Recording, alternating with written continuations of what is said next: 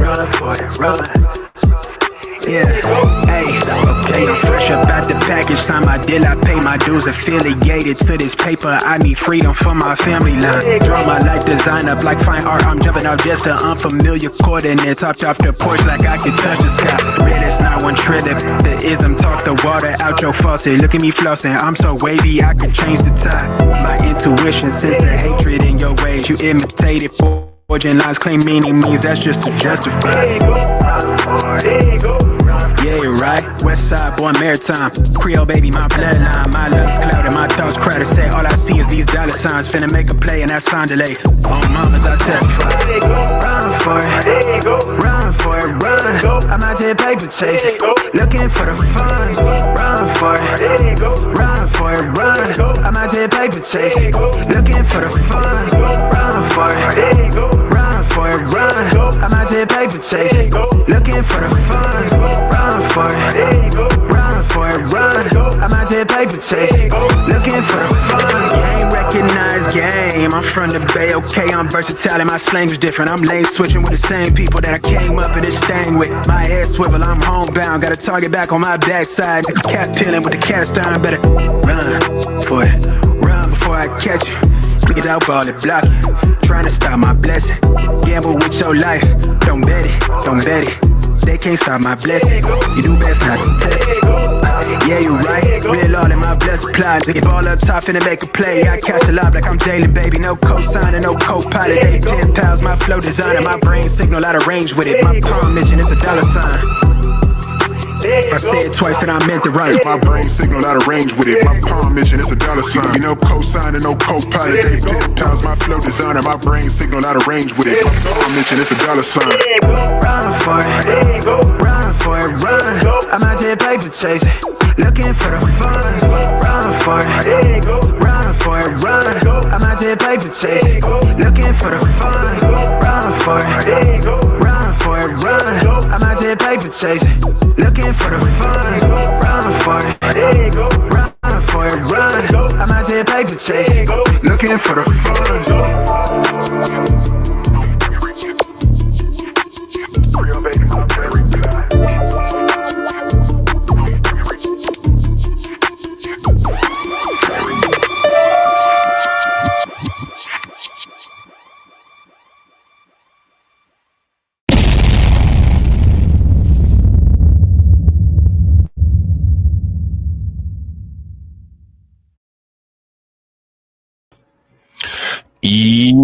Yo, what up, y'all? It's your boy Rob coming back at you once again with another live stream. So before we get started, you already know what to do.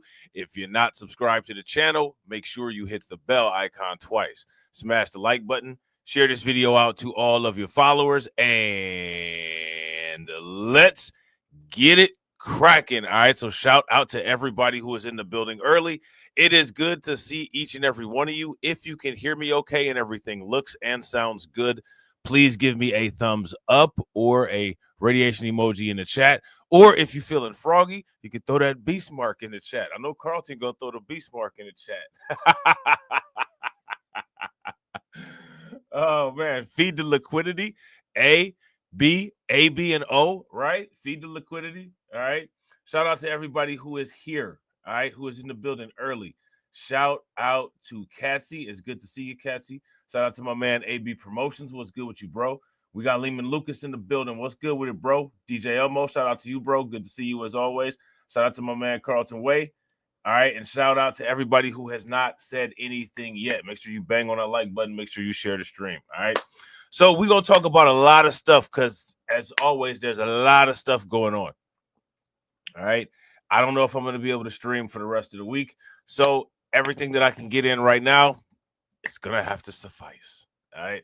It's going to have to suffice. Your boy got stuff to do. You know what I'm saying? Your boy got stuff to do.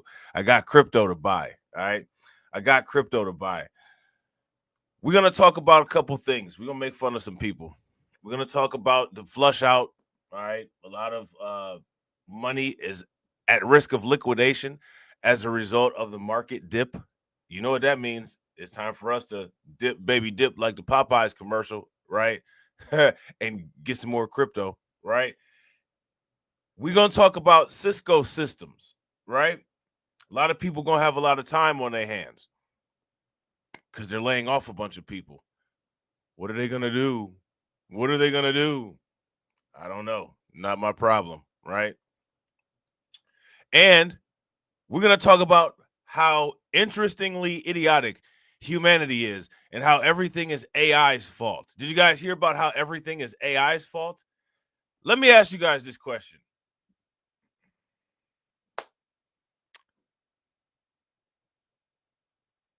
How many people are tired of the human victim mentality? We're going to talk about 3 different AI stories. And what's interesting about these AI stories is in most of these AI stories, no one asks, what could the human have done better? No one asks, what could the human have done better? Shout out to Lehman Lucas. Lehman Lucas says, Rob, what you know about Ether? I don't know too much about it. You're going to have to school me, bro. I don't know too much about that. Shout out to Katsy. Katsy said I was tired 3 decades ago. Yeah. Yeah, we're gonna get into this. This is going to be interesting. Let's talk about this flush out.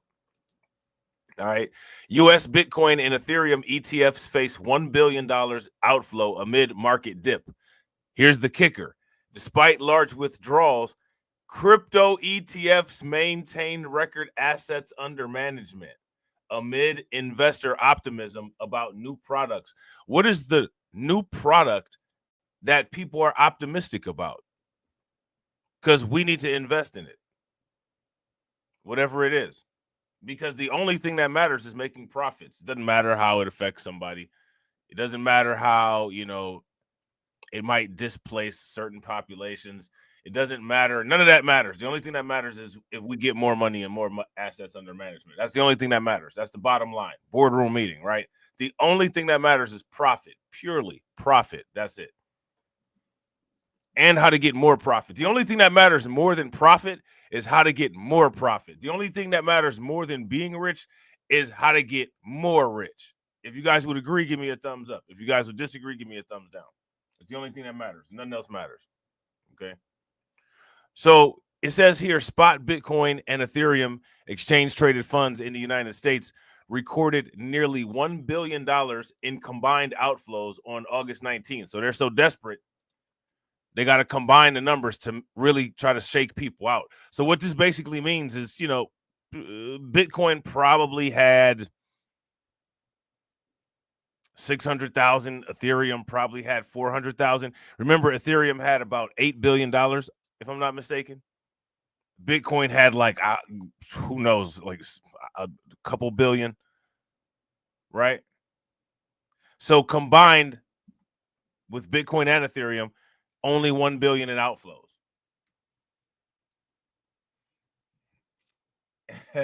Yeah, shout out to AB. We're gonna do the Macarena on people's feelings. We're gonna be like, whoop, lost your job. Whoop, you boss your op. Whoop, ain't got no money. Whoop, where you gonna shop? Right? We're gonna do it like that. I'm shopping at Lids. How you feeding your kids?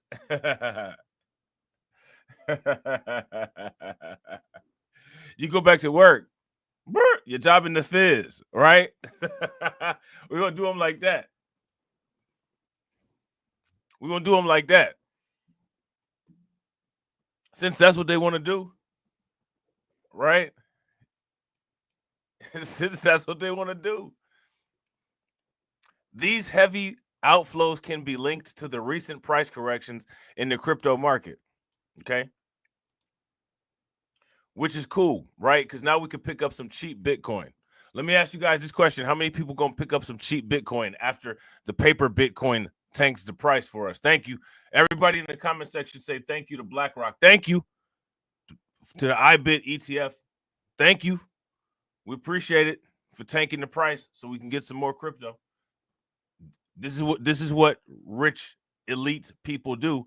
We manipulate prices so we can get assets cheap so that poor people can remain poor. Congratulations to us, right? Thank you, everybody. Round of applause. Thank you, Larry Fink. Larry Fink decided that it was time for us to be able to get some $113 Bitcoin again. Thank you, Larry. You know what I'm saying? Yeah, we're going to buy Larry a gold 9 iron for golf.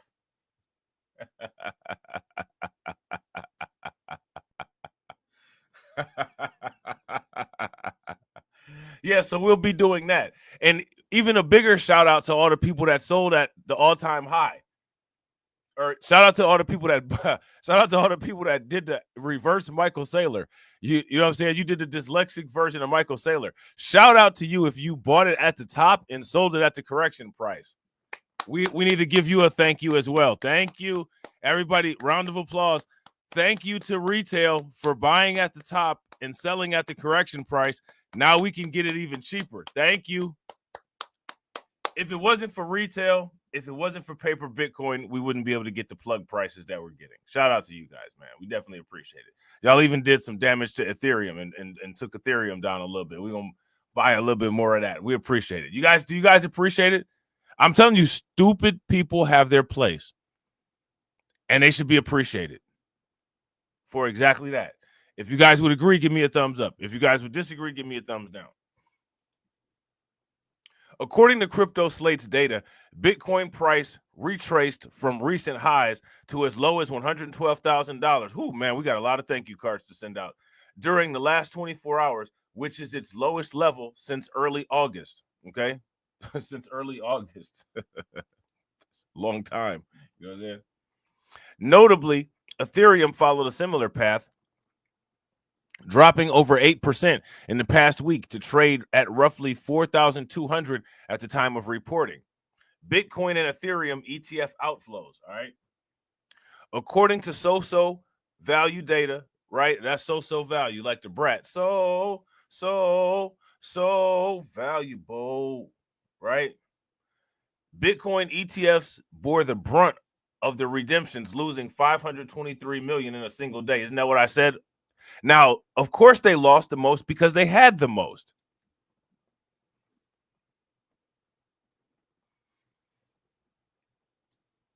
I'm not mad at it. Shout out to Katsy. Katsy bought at the top. But that's the idea. Don't sell it, right? Shout out to Katsy. Shout out to Lehman Lucas. Lehman Lucas bought the top too. Y'all need to go apply at MicroStrategies. Go work at MicroStrategies with Michael Saylor. You know what I'm saying?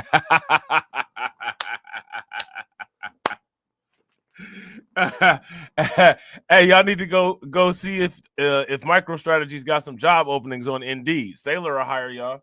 You know what I'm saying?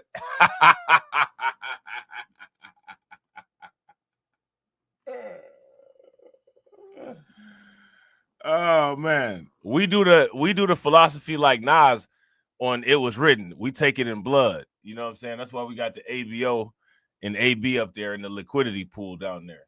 You know what I'm saying? We try to do the backstroke in the liquidity pool. I want it like that. I need it like that. I'm living like that, right? You whack MCs. Yeah, that song was hard. I never brag. How real I keep it. It's the best secret. That song was hard. Nas came out on a mission on that song. You know what I'm saying? Anyway, Fidelity's BTC led the retreat with 246.9 million in outflows, while Grayscale's GBTC shed 115.53 million. Additional outflows came from Bitwise's BitB, which saw 87 million in outflow, while ARK21 shares ARKB fund recorded a $64 billion capital exit. Franklin Templeton's EZET saw the least outflow on the day, with around 3 million leaving the fund. Meanwhile, other Bitcoin ETF products like BlackRock's IBIT and VanEck's HODL held steady without registering inflows or outflows. Now, let me ask you guys this question. See, because this is where the smart people are. The smart people are with BlackRock and VanEck. So do you see how the smart people didn't liquidate themselves?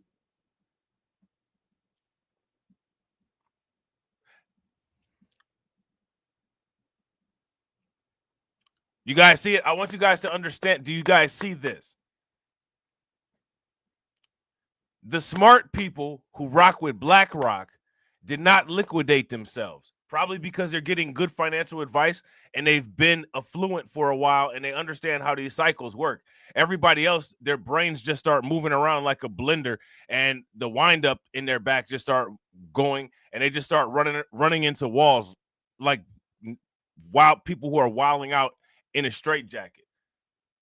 You ever seen those movies where zombies just run around aimlessly and like they'll just run into a wall? That's how these people are selling their cryptocurrency so that evil organizations like us can just buy it all up. We're going to buy up everybody's houses too and then skyrocket the rent price, by the way. Something else, you know what I'm saying? That's a project in the works.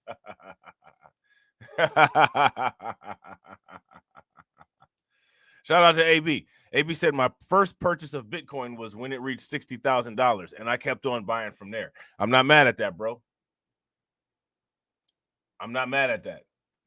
All that old Bitcoin that you bought at the $60,000 price, it's now matured, right? Probably what you're hoping will happen for the Bitcoin that you're buying now. Yeah, see? Shout out to Katsy. Katsy says, those people who sold Infidelity are dumb AF. They were selling it. I was buying it from those very same people. Exactly. And this is what I'm saying about when you relinquish your coins, they get absorbed by BlackRock, by Grayscale, by ARK Invest, Franklin Templeton, all these different places. Why not get them back to BTMark? Right? Why not get them back to BTMark? It's BTMark's goal, right? By 24, Carlton, you got your notepad? By 2040, BTMark would like to have 666 Bitcoin.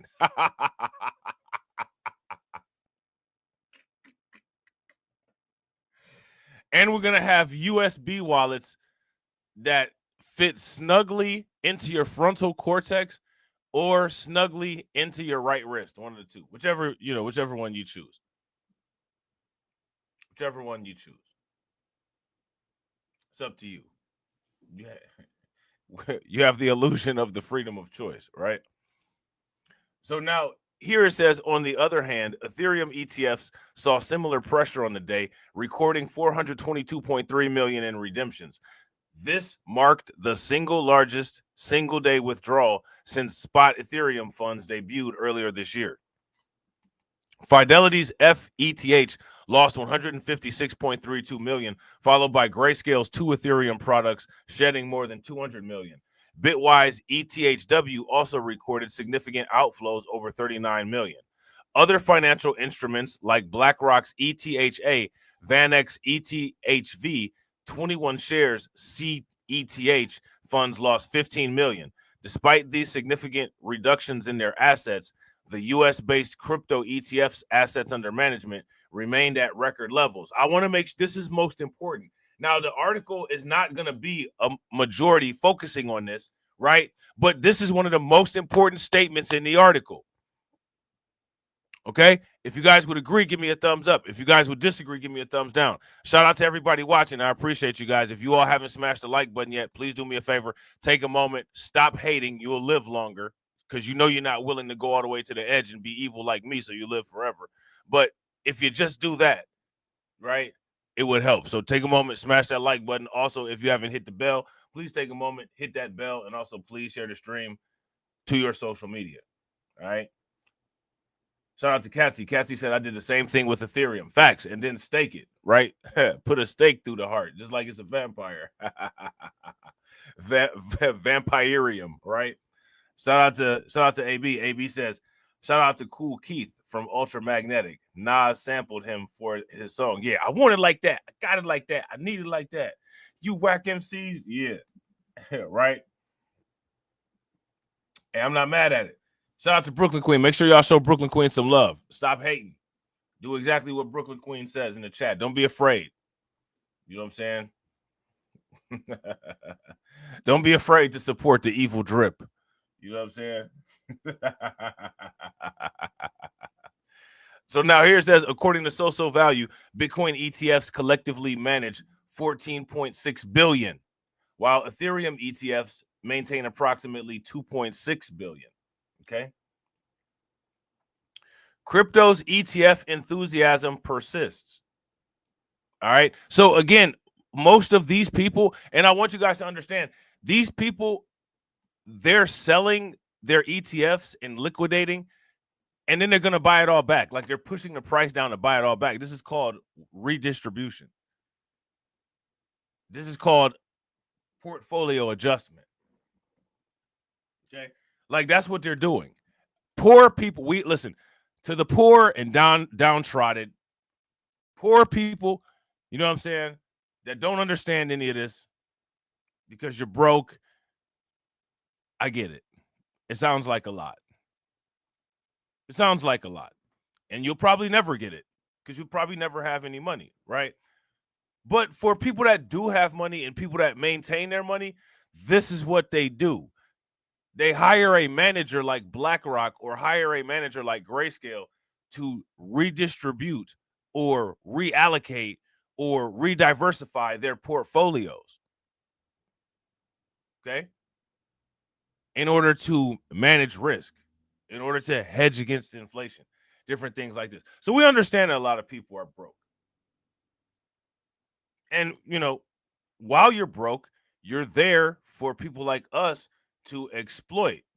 We're gonna liquidate the poor people. You're already running dry, but we're gonna liquidate you even further because something has to continue putting wealth into our vault. That's the only thing that matters, right? If you guys would agree, give me a thumbs up. If you guys would disagree, give me a thumbs down. We have to make sure that you have little poor children so that more generations of poor people can come, so that you can continue breaking your back and breaking your body down and paying for our children's college educations, right? Paying for our vacations, paying for our nice hotels. We need you all to do that. And we need you all to continue to be the idiots, the grateful idiots that you are. We need that. Somebody else will sit there and lie to you and tell you that we don't need that. I'll be the first one to tell you we need that. So keep up the good work. Everybody give them a round of applause. Woo! Yeah!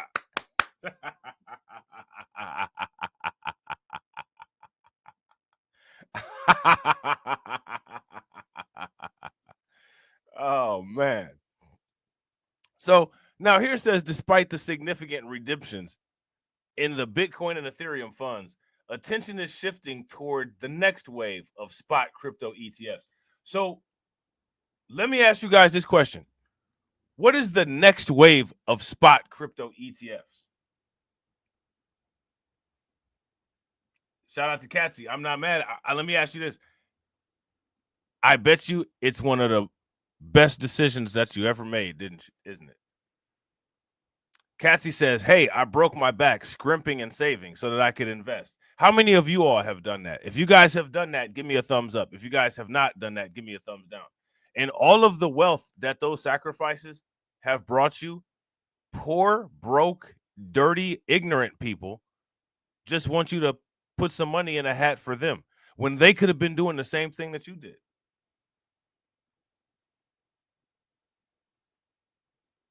Shout out to Hurricane. What's good with it, bro?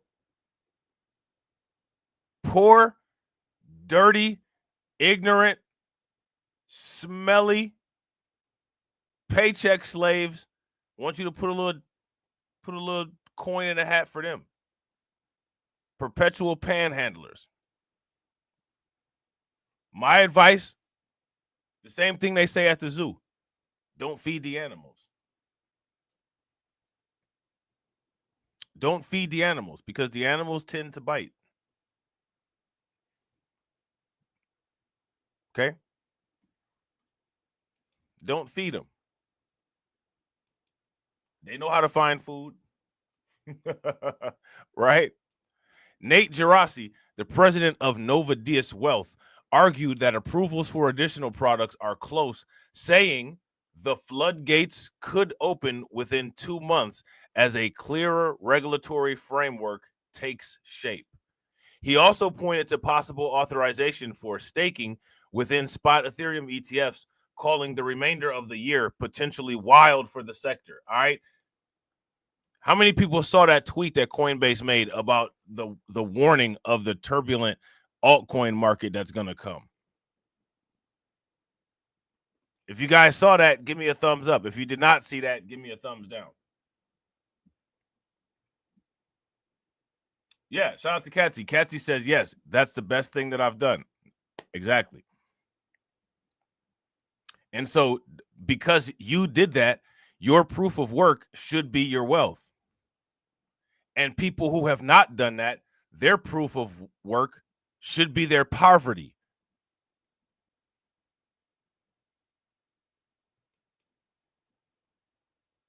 If you guys agree, give me a thumbs up. If you guys disagree, give me a thumbs down.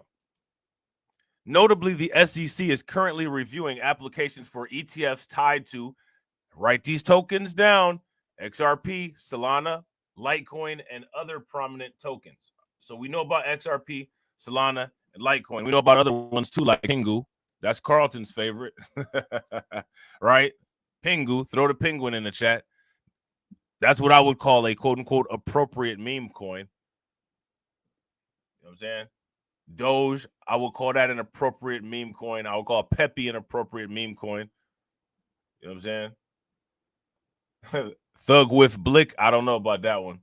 You know what I'm saying? Bloomberg ETF analysts James Seifert and Eric Buchanan have projected the likelihood of over 90% of these products being approved, citing the agency's current pro-crypto leadership. You got the opportunity to get rich in one presidential cycle. And, you know, that's not what people are concentrating on. Shout out to the informant. What's good with it, bro? So how many people invest in Polkadot? If you invest in Polkadot, give me a thumbs up. If you don't, give me a thumbs down. If you have sold all your Polkadot, you know, shame on you, but I understand why, right? Polkadot has not been performing very well at all. I haven't sold any of mine, but I'm not very happy when I look at it. I'll be the first to admit. You know what I'm saying? Like Polkadot, Atom, Ethereum until a couple weeks ago. I'm not real happy with any of these altcoins. Even Solana's not doing real well. Right. So Polkadot has made an adjustment to their strategy, right? Their adjustment is they're creating products specifically for corporate treasuries. Not a bad idea, if you ask me. And honestly, Polkadot, if you ask me, is not a bad chain. You know, there's a lot of cryptocurrency content creators that are Bitcoin absolutists. I don't understand how you can be a Bitcoin absolutist when the Bitcoin blockchain is own. You know what I'm saying? Like they don't want anything else to be done on the Bitcoin blockchain except for transacting Bitcoin, not even storing and staking Bitcoin, just transacting Bitcoin. A lot of these other blockchains have other utilities and other functionality. They're not even in competition with Bitcoin. They're not in competition with Bitcoin. They have completely different, purposes, right? But if you listen, like these people all think that it's like, yeah, it's Bitcoin versus the world. When it comes to Bitcoin versus the world, it wasn't other cryptocurrencies that were fighting against Bitcoin. For the most part, the entire cryptocurrency ecosystem, the entire ecosystem is built around Bitcoin. If Bitcoin fails, for the most part, like that's 60% of the cryptocurrency market. All digital assets are dependent on Bitcoin doing well. They're also dependent on Ethereum doing somewhat well. Bitcoin and Ethereum have to do well for the other cryptocurrencies to succeed. I believe that the entire ecosystem is aware of that. It's just weird people on Twitter and weird people in Reddit that have these, like, they think that it's like some type of cryptocurrency league. Is like the Eastern Conference and the Western Conference, and you know what I'm saying, like XRP is going to the finals this year. Like, no, dude, that's wrong thing. That's football. That's basketball. It's not crypto. Everybody's going to the finals this year. Everybody going to the championship this year.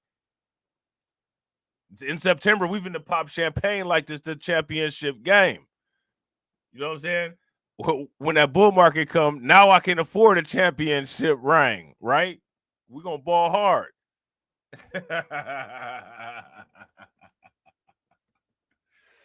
Now, Polkadot is a stakeable coin, and you can stake it on average, I would say, for about between 7 and 14%. Somebody check my math and see if that's correct. Polkadot is a pretty fast chain. You can get some transfers out the way really quick on Polkadot. As a matter of fact, most new chains are more fast, more efficient, and cheaper than Bitcoin and Ethereum. Like Polkadot is faster and cheaper. Atom is Cosmos is faster and cheaper. Polygon is faster and cheaper. Like they all work very well, and they're fast, and they can do a lot of transactions per hour. Some of these things, like mechanically, some of these things are indeed better. They may not have as much value locked, and they may not have as much institutional interest, but in many cases, they're superior products. Kronos is a good chain, very low cost. You know what I'm saying? Lightning fast.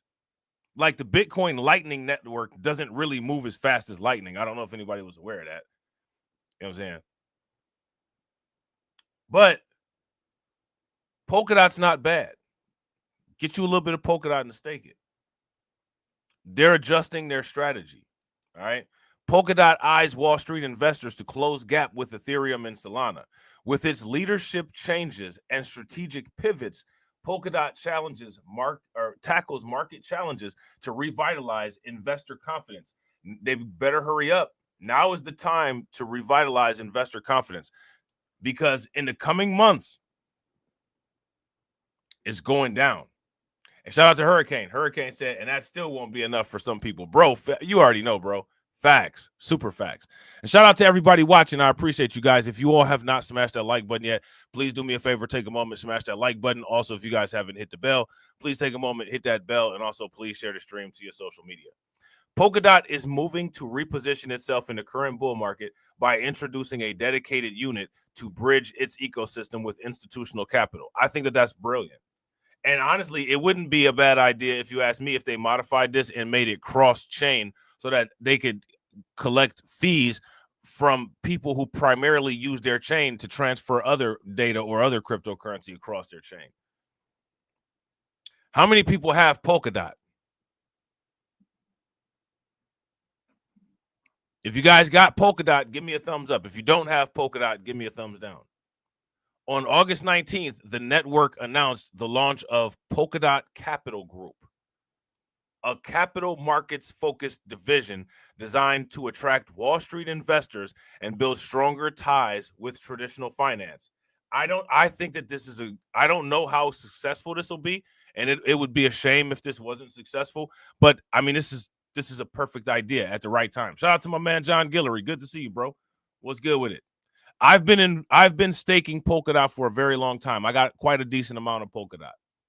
I'm not very happy with Polkadot.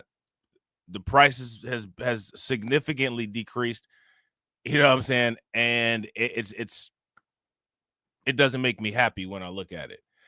But I have faith in Polkadot. So I haven't sold any.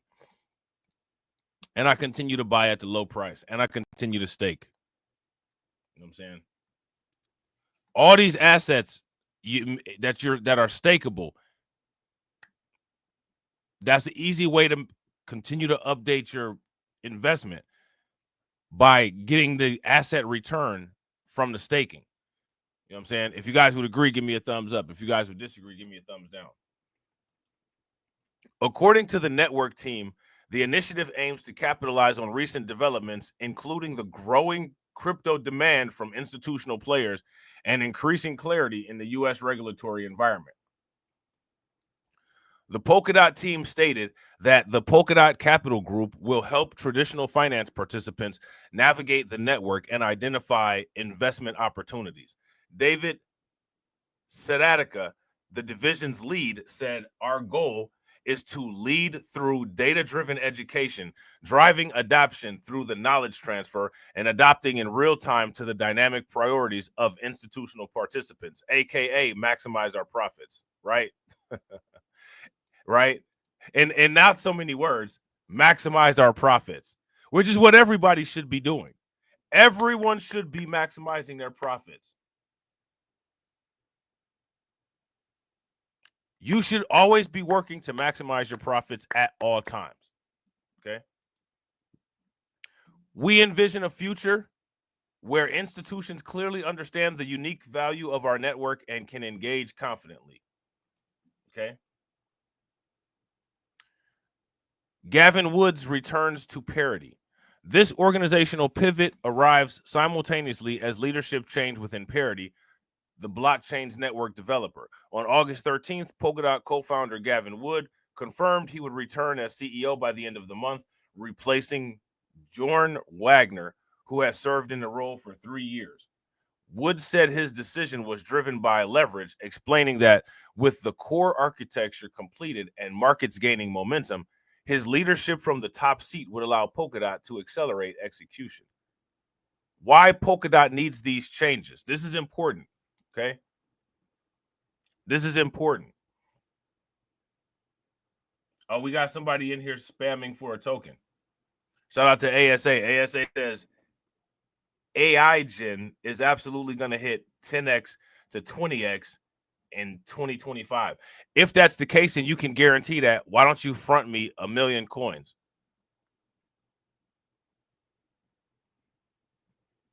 Will you front me 1 million coins?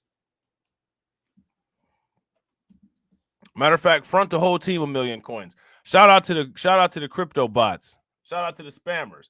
You're welcome to spam my chat. No longer are people allowed to spam my chat with their YouTube channels, but you can spam my channels with your coins. But you also have to spam our wallets with airdrops. And if you don't spam our wallets with airdrops, well, we're going to have to liquidate you. We're going to have to liquidate you. I'm sorry.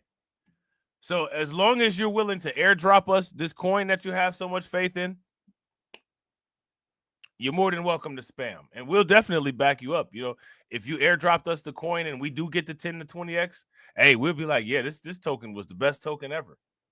You know what I'm saying? Yeah, I'll sit up there and lie right with you and help you pump the price. Sure, whatever. You know what I'm saying? Why not?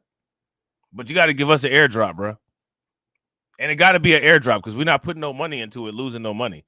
You got to give us fresh coins off the chain directly into the wallet. You know what I'm saying? You ain't willing to do that, don't talk about no coins in the chat unless it's something that tMark already has a stake in. Which could be your heart if you ain't talking the right things.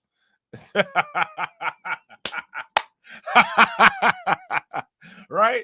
It could be your heart if you ain't talking the right things. So this is why Polkadot needs these changes, all right? The timing of these changes reflect Polkadot's recent struggles to compete with heavyweight rivals such as Ethereum and Solana. The two ecosystems have captured billions of dollars in DeFi and stablecoin activity. By contrast, Polkadot hosts only about 88 million in stablecoins, a fraction of its competitors' figures. I mean, you know, I wouldn't mind that, right? Moreover, current market forces have amplified these Polkadot challenges. While Ethereum has risen nearly 30% this year, thanks to rising institutional interest, and Solana has benefited from strong meme coin activity. Notice how they didn't put a rise in Solana because Solana hasn't risen. So just understand that, right? Polkadot has lost more than 40% of its value in 2025. And now you know the origins of my irritation. shout out to John Guillory, right? Your soul is mine. You know what I'm saying? That's how we talk to our clients, bro. When they come in the office and sit down. Oh, and thank you so much for reorganizing. Thank you so much for reorganizing our portfolio. Mr. Azazel, how much do we owe you again? Yo, soul on the line.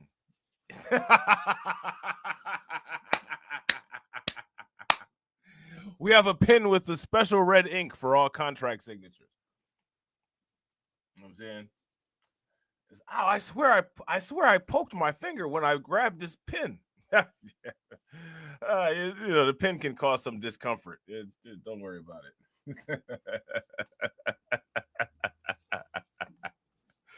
So here it says this underperformance has fueled concerns among backers who see governance restructuring and capital markets outreach as necessary steps to restore relevance. Yeah.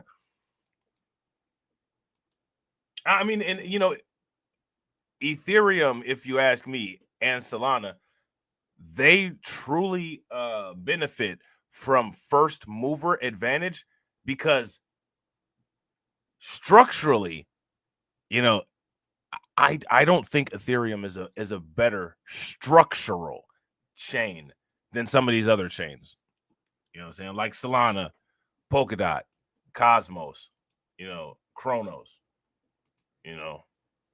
They're just they got first mover advantage, if you ask me. Now, I'm not saying that Ethereum is a bad quality chain or anything like that. Don't get me twisted. But I just think that there's some that perform significantly better and are cheaper. And, Ethereum's just got the advantage. Now, I want you to see this. Wyoming, they're unveiling their own stable coin, the state of Wyoming. They decided to make a stable coin. The prisoners in Wyoming, they're going to have the prisoners. You're going to be pressing stable coins in Pelican Bay. You know what I'm saying? That's what you're going to be doing. When they come out with the remake of Training Day, whoever they get for the new Denzel Washington, they're going to have him say, and we're going to have you pressing stable coins in Pelican Bay. Shout out to Katrina. Where's our airdrop?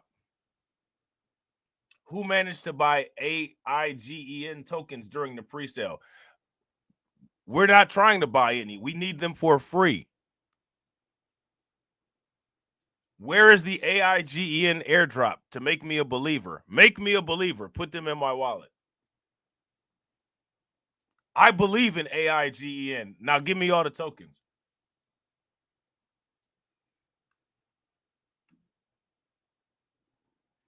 Shout out to Jay. I buy Rumble stock, bro, because Rumble is a Bitcoin company.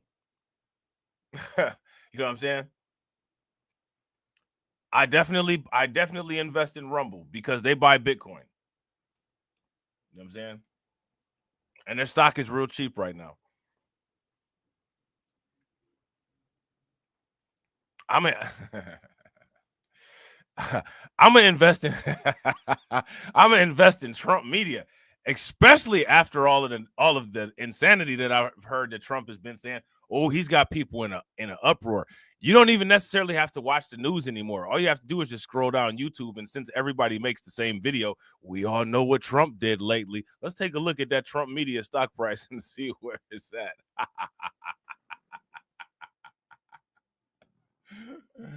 Look, shout out to Jay. Jay said he got 30 shares at the moment. Yo, I'm not mad at that, bro. I think Rumble they may not ever be able to be competitive with YouTube because YouTube is just so big. It's part of Google. But I do believe that Rumble is going to benefit from being an early treasury Bitcoin adopter.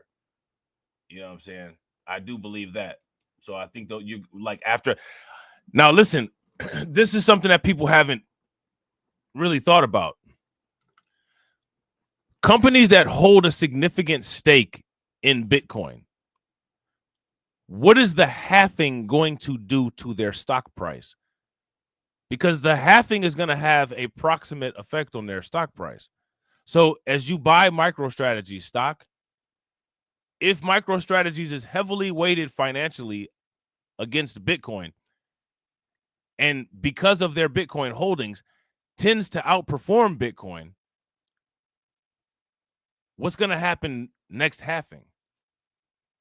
I would say it wouldn't be a bad idea to try to get as many, of these type of stocks as you can before the next halving. I don't think it would be a bad idea. What do you guys think? If you guys think it's a bad idea, then put a thumbs down in the chat. If you guys think it's a good idea, then put a thumbs up in the chat. We need to pay attention to what Wyoming is doing. We also need to buy the entire state. Beastmark Financial needs to buy the entire state. And we need to recreate We got to get all the stuff they got going on over there out of there, and we got to make our flag with a lion wearing a tailor-made tuxedo, breathing fire onto a pile of money. That's going to be the flag for Wyoming. It's going to be the beast state. We're going to have smart cities. Everybody's going to be surveilled. As soon as babies are born, they're going to get barcoded. It'll be great. What do you guys think? Hey, shout out to you, bro. Hey, make sure y'all show Jay some love. That's what's good, bro. Jay just got monetized. That's what's up. That's what's good, bro. Shout out to AB. AB said getting rid of Black history. That's what they that's what's being said. But thank goodness though, Amanda Seals was able to fight him off in 20 conservatives. So, you know, Black history was saved. Put Black history on the blockchain. You know what I'm saying? Come up with a blockchain to put the history on that. You know what I'm saying? Yeah, shout out to Jay. Jay said the barcode on the back of the head or behind it, wherever you want it, bro. You can have it wherever you like. On your head, on your arm. You can have it wherever you like. Yeah, we're going to barcode these people up. Social security number, all that, all the biometric data right on, you know what I'm saying? Anytime you go anywhere, you know what I'm saying, one of our sentinels, because that's what we're going to call our law enforcement, one of our sentinels will scan you, you know, and you'll be able to do what you want to do within reason, within what we think you should be able to do. You know what I'm saying?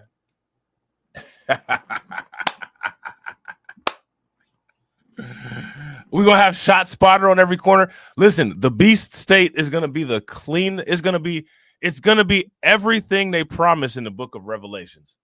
It's gonna be a clean utopia where everybody joins hands and hypnotically says, "We love it here," while looking like they're on the verge of saying a safety word. While we sit comfortably, you know, of course. Because it wouldn't make sense for us to not be comfortable, right? We love it here.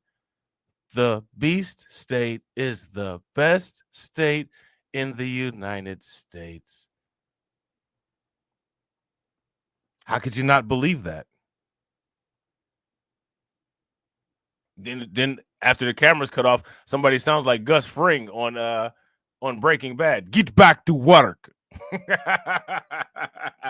Get back to work.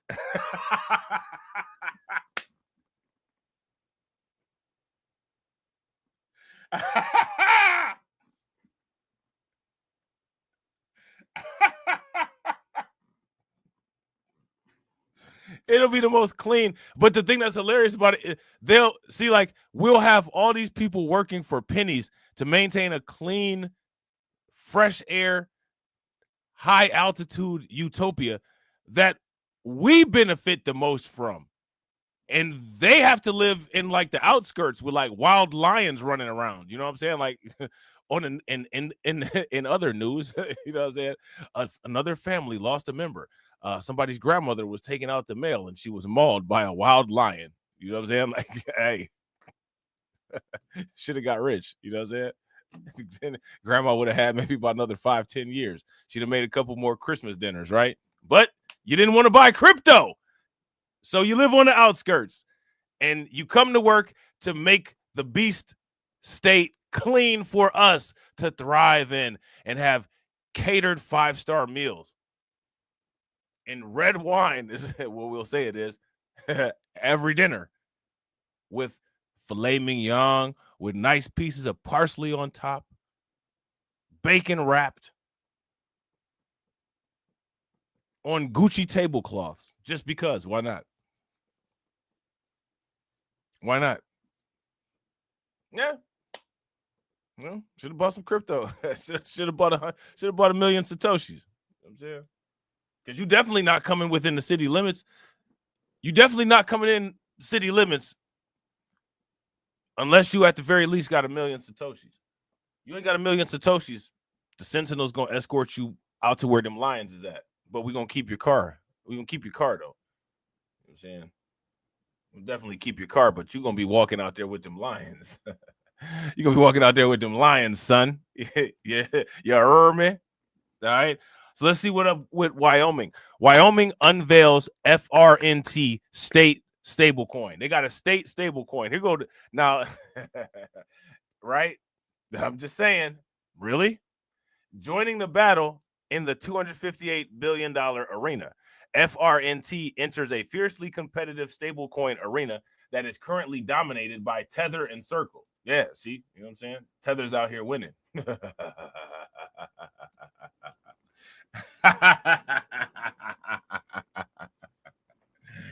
Look, man, listen, man. They try to say, let me shut up, man. Wyoming has introduced the Frontier State token. Look at it. Here you go right here. Wild Wild West. The Frontier State token. You know what I'm saying? A cowboy coin.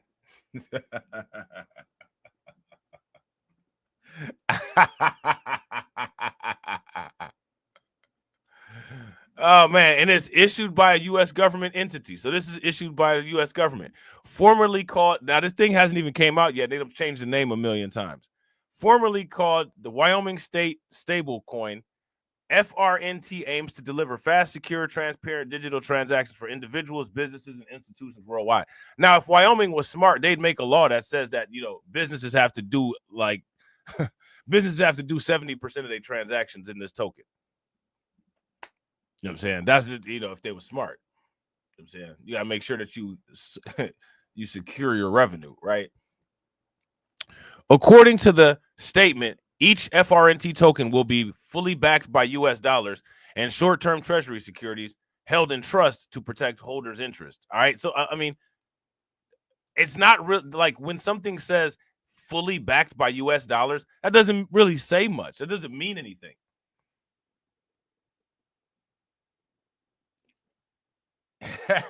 Shout out to AV. You want to hear the joke? Get to work. Funny, yes.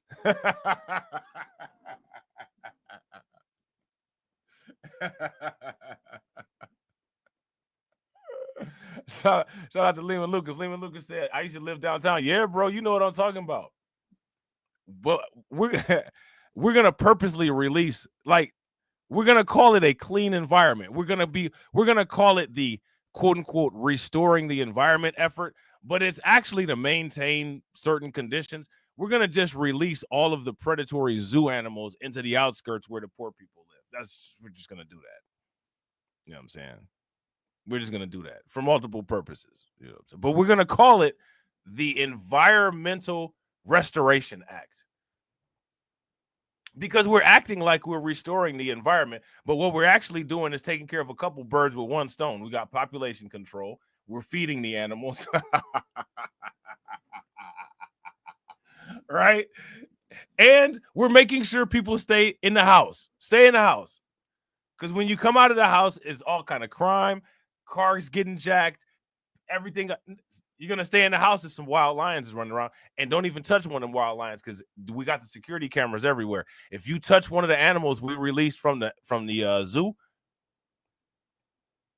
life sentence, automatic life sentence. You're going to jail.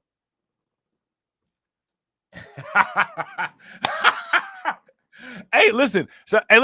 Where do we get this data from, Carlton? How obsessed were people with 100 men versus gorilla, right? How many people were obsessed with that? Okay, well, now we'll just make it real life for you. You can look outside and see 100 men versus a gorilla.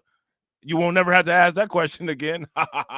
Hopefully one of the 100 men isn't somebody in your family, but if it is, you will then have a permanent reminder of how it goes down of 100 men versus a gorilla. I'm just saying. You know what I'm saying? Shout out to DJ Elmo. DJ Elmo asked a great question. DJ Elmo says, what happens to one's crypto if you die? Can you pass it on to relatives or next of kin or include it in your will? All of the above. You just have to make sure that you set that. You have to make sure that you set those things up.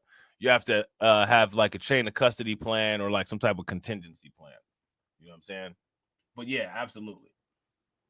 Absolutely. What do you guys think? So you guys are feeling it, right? You guys are feeling the idea. Yeah, shout out to AB. AB says buying Wyoming sounds like the move to make. Absolutely. They got Yellowstone Park there. We can completely gut it and put a strip mall up that only accepts Bitcoin. You know what I'm saying? And we can power it with the volcano. And we can use the volcano to mine Bitcoin like they do in El Salvador. But as far as like the rest of the national park goes, yeah, we can get the construction crews in there to just knock that down. Like, you know what I'm saying? Like we can get all them trees up out of there. We can, you know what I'm saying, pour concrete all over all them hot springs. Like the Yellowstone National Park, yeah, we can turn that into the Yellowstone Corporate Park. I think that'll be really popular. I think people will love that idea. What do you guys think?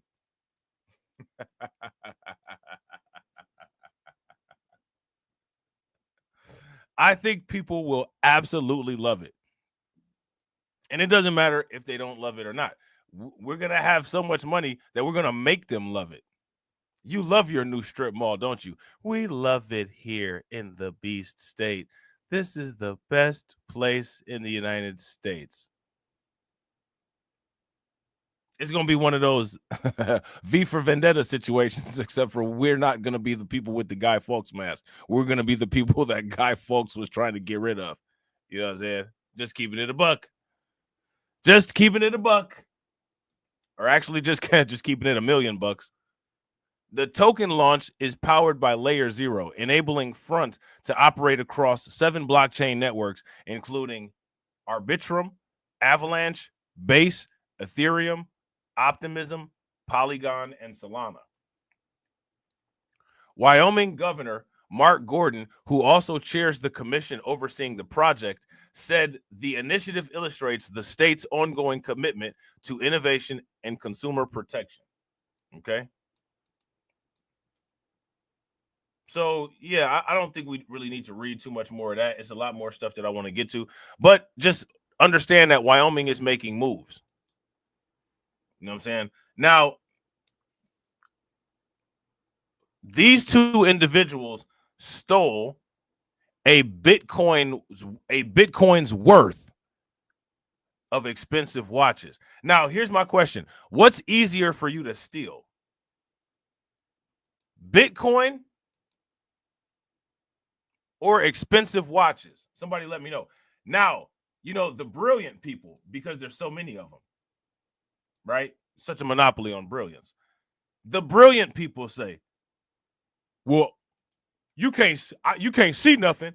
You can't see no Bitcoin, so I'm not buying no Bitcoin. Sometimes if you can't see it, that's not necessarily a disadvantage. It's only a disadvantage to someone who has gravel inside of their skull where their brain is supposed to be, right? So let me ask you guys this question. Would this crime have been easier to commit if it were Bitcoin?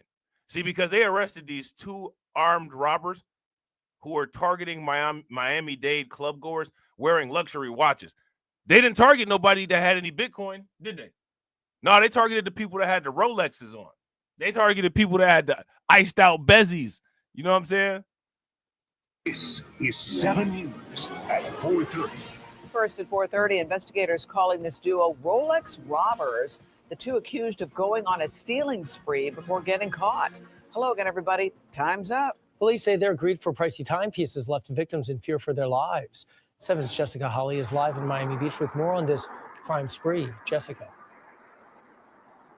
Police say each time their work started at the club, watching people leaving and looking for expensive watches on their wrists. Then they would follow them home and pick just the right time to make their move. Now, is somebody able to target you like that with Bitcoin?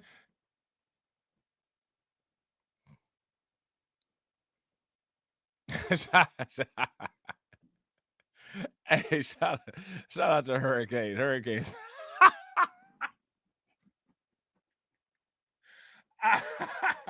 hey, Hurricane did the digital version of womp womp. Shout out to Cameron. What's good with it, bro? Yeah, shout out to John. If you guys agree with John, give me a thumbs up. If you guys disagree, give me a thumbs down. Right? So like 50 Cent said, it's better than the watch, but it come with less features. right? I could be rocking $1 million and they can't even see you. Right? But if you rocking an iced out bezzy, you know what I'm saying? If you rocking an iced out bezzy, you know what I'm saying? Or you dripping from your wrist, guess what? Is that what you bought for me? Oh. Somebody, they was going window shopping for real. This pair is out of business. Miami Beach police announcing the end of a crime spree with the arrests of 30-year-old Dwight. You see, let's go back over here.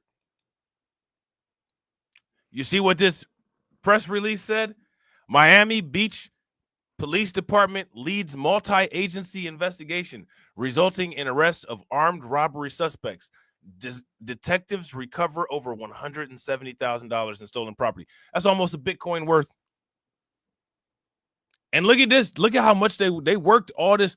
They robbed all these people. They worked extra hard, and all they got was a Bitcoin worth of property. Crime spree with the arrests of 30-year-old Dwight Gustave and 41-year-old Andrea Banks. These two individuals not only preyed on victims who were leaving nightclubs, but specifically preyed on individuals with high-end watches. Why my man wearing the outfits? He got the young shirt on. When did they start making the police t-shirts young like that? Okay, bro, I see you. You know what I'm saying? You've been in the gym. Okay, I guess. High-end watches. Investigators say early Sunday they followed a couple home from a Miami club as the victims hopped out of an Uber along the Venetian Causeway. You already know you about to be in trouble if you committing crimes on Dildo Drive. Hey, why you Hey, why you committing crimes on Dildo Drive? Come on, man. You already know it's about to be bad over there.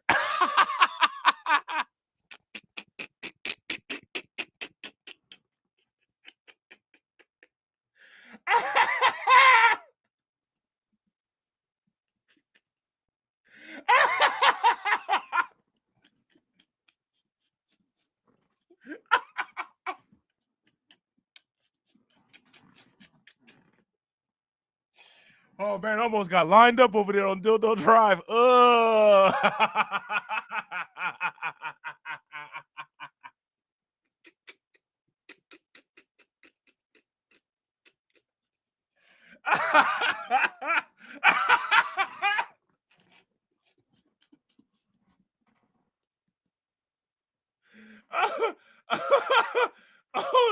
man, that's crazy. Nasty, actual nasty work. Actual nasty work. Man, where was you at, bro? I was over there on Dildo Drive.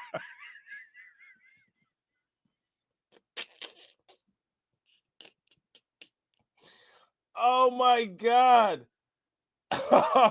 Oh my God. What kind of gangs they got over there? The Pause Boys? The 69 Pause Boys? Like, for real? What's good with it, Leonard? Oh, man. In Miami Beach, they were robbed of a purse and a $200,000 watch. Neighbors hearing all about it. It's truly incredible. You know, you wouldn't expect it in a neighborhood like this. Police say the pair also targets visitors. Monday morning, following a couple of guys leaving Live nightclub back to their hotel in the 4000 block of Collins. As they were sitting outside, both had their watches stolen. One of them hit over the head with a gun. The victim. Hey, man. Hey, they hit him with the that's old school. They hit him with the gun butt. You ain't go give me that. You know what I'm saying? Doop. Head with a gun. The victims in this case, music producers from Texas. Their pricey timepieces prominently displayed on Instagram. Police say Gustave. Hey, listen, man. I'm not trying to be funny. That's rest in peace to my man Pop Smoke.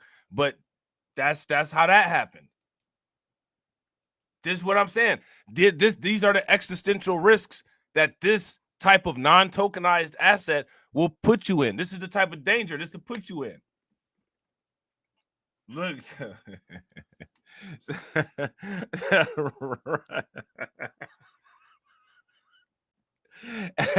Hey, that's good. hey, that's crazy. Where you stay at? Yo, I stay on 55 Dildo Drive. Like, what? Really? Hey, can you imagine like the Uber Eats when the Uber people like or the Lyft people get the address and like, is this right? I gotta pick this person up from I gotta pick this person up from 55 Dildo Drive. Like what? On Instagram.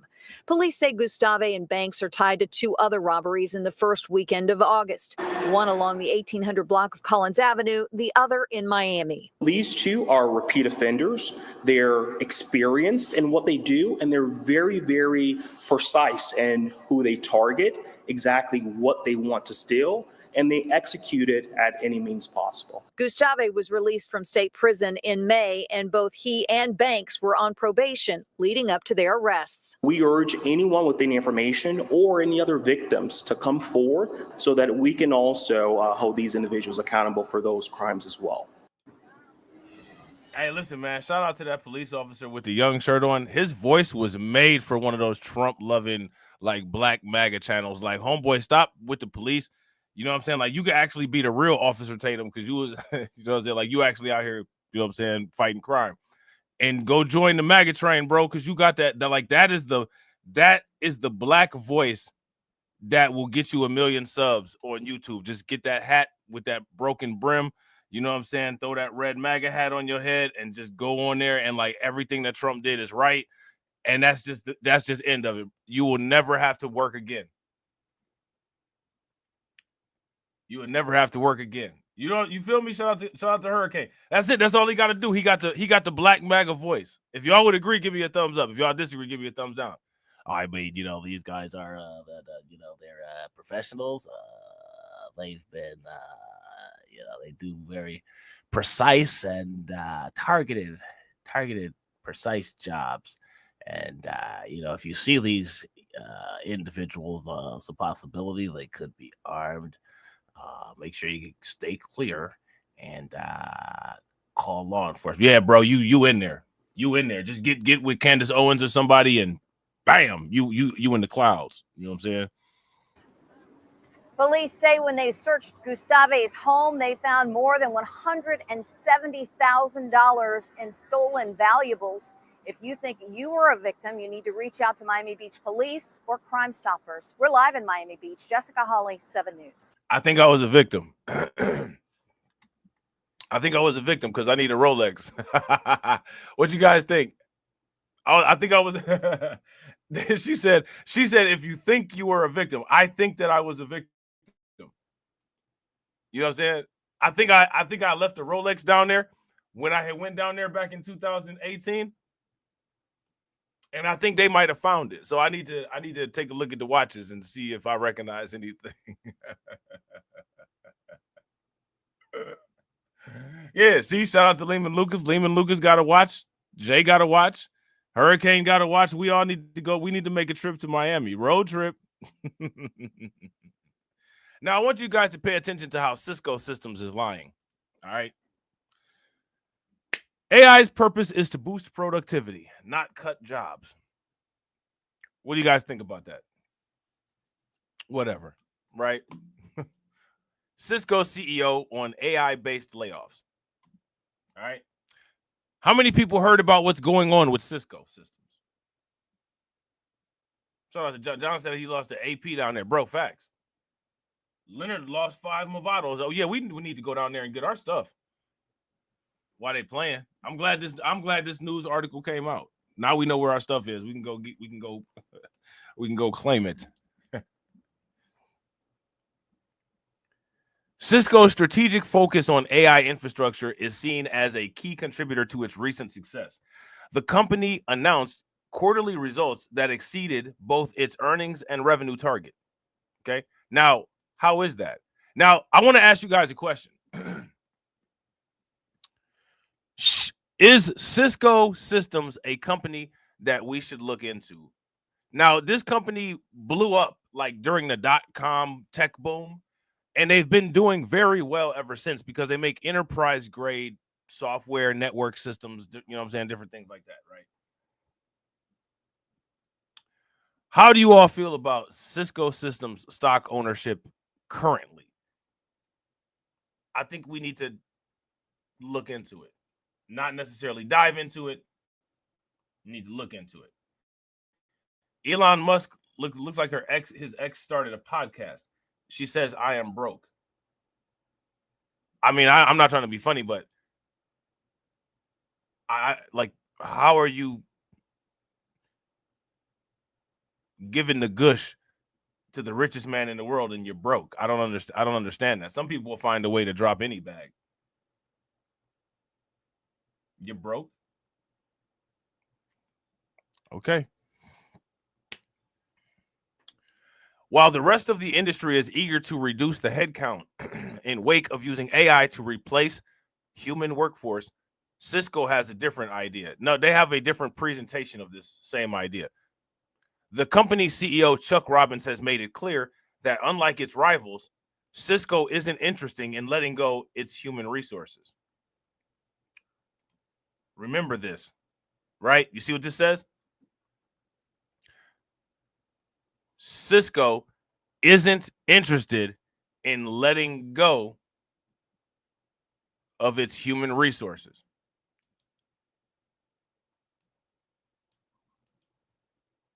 Now I'm going to show you why cocaine is a hell of a drug.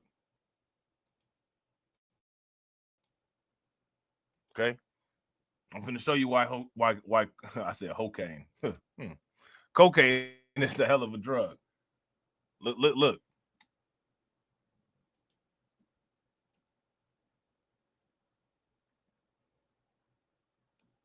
What's that say right there? So they flip-flopping back and forth like how a lot of these YouTubers do. Oh, you know, AI's purpose is not to replace workers. The very same people who said that finna cut 7% of the global workforce, of their global workforce. Now, here goes my question. Shout out to Black Free Thinker. What's good with it, bro? Welcome. Good to see you. What are these people going to do? See, they're getting flushed out. Right? The paycheck slave is getting flushed out. Right? If you guys would agree, give me a thumbs up. If you guys would disagree, give me a thumbs down. So how are they going to make their money? Now, here goes the thing, right? Shout out to Cisco, because all it's about is making profit. That's the only thing that matters. That's the only thing that matters. I mean, if I was the CEO of Cisco, I would have said that. Here's the reality of things. You don't have to pay. You don't have to give a machine benefits. No machine is going to ask for a 401k. Machines don't even need health insurance. Why would I not choose a machine over a person? If we could fully automate the entire company, yeah, we would automate the entire company. We'd even automate the CEO job. I would just sit at home and collect money. I would be honest about it. Throw the wrenches in the chat. They about to join the wrench army. Shout out to Carlton. They finna join the wrench gang. Yeah, they're gonna be trying to. It's gonna be a new version of rap that comes out. You know how the drill came out? Wrench is gonna come out after drill. It's gonna be a whole tool set. It's gonna be a whole craftsman line of rap genres. The wrench genre is gonna be just like drill, except for they're gonna be talking about crypto. Put up on that op. Yeah. Made his wallet pop. Made his wallet pop. Told that money stop. Told that money stop. And I seen his ledger drop. Seen his ledger drop. Right. And mumble even more. Took him for his crypto. Ah! Took him for his crypto. Skirt! Looking for his crypto. Looking for his crypto. That boy said he has some ETH. ETH ran up on him quick. Bunch him in his teeth. Skirt! Right? Because you know that's how rap is. That's rap. That's how rap is nowadays. You just got to accept it. Like, that's just what it is. That's what it is. You know what I'm saying? That's just what it is now. You know what I'm saying? It's just, it's just somebody mumbling, and then like they'll just randomly harmonize. You know what I'm saying? Like, that boy said he has some Bitcoin. Said he has some Bitcoin. Seen him trying to floss. And I seen him trying to floss. Like, it is, you know what I'm saying? It's just like some weird, so weird, other dimensionally, like, depressing harmonization. I don't know. Yeah. Yeah. Popping all them pills, though. Yeah. Took him for his Bitcoin, then we dumped him down on dildo. Down on dildo.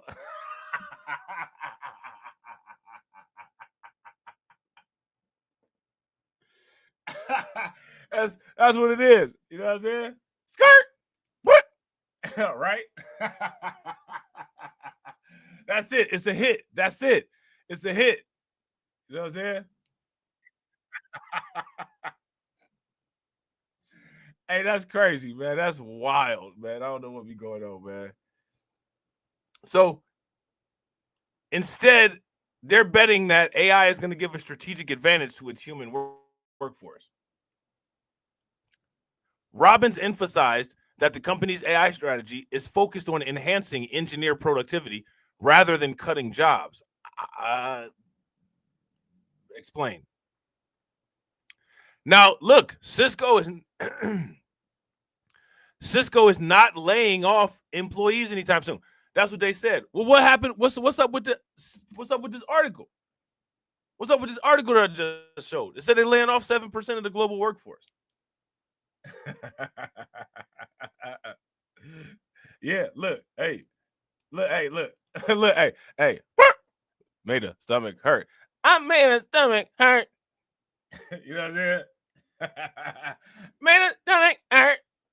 Burp, burp.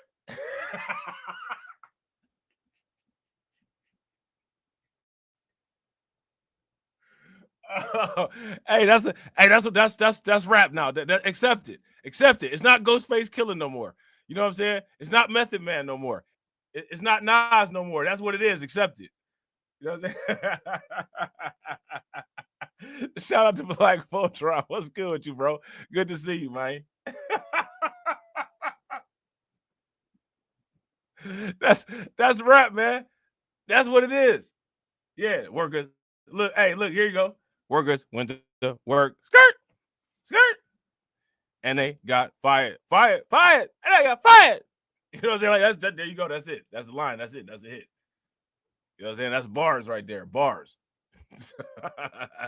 It's a lot different than we grew up. You know what I'm saying? It is what it is. That's just what it is. You know, if you got a talent for making noise, you know what I'm saying? Like, the noise making talent can now transfer to rap. So you still good. Like, you still good. You feel me? So now here it says, while acknowledging to CNBC that some of his peers are anticipating a smaller workforce due to AI tools, Robbins stated that Cisco's goal is to enable its engineers to move faster and be more productive. Yeah, they're going to move faster out of the company and produce more unemployment checks. That's what's about to happen, right? While the CEO did not completely rule out future workforce reductions, he clarified the current use of AI is not driven by that intention. All right. This philosophy appears to be paying off. Cisco's strategic focus on AI infrastructure is seen as a key contributor to its recent success. The company announced quarterly results that exceeded both its earnings and revenue targets. Cisco more than doubled its initial fiscal year 2025 AI infrastructure order target of $1 billion, securing over $800 million in orders from major web scale customers such as Amazon, Meta Platforms, and we're going to be talking about Meta in a little bit, and Microsoft in the fourth quarter alone. Cisco peers have laid off big workforces. All right, so again, look where the global economy is going, right? Look where the global economy is going.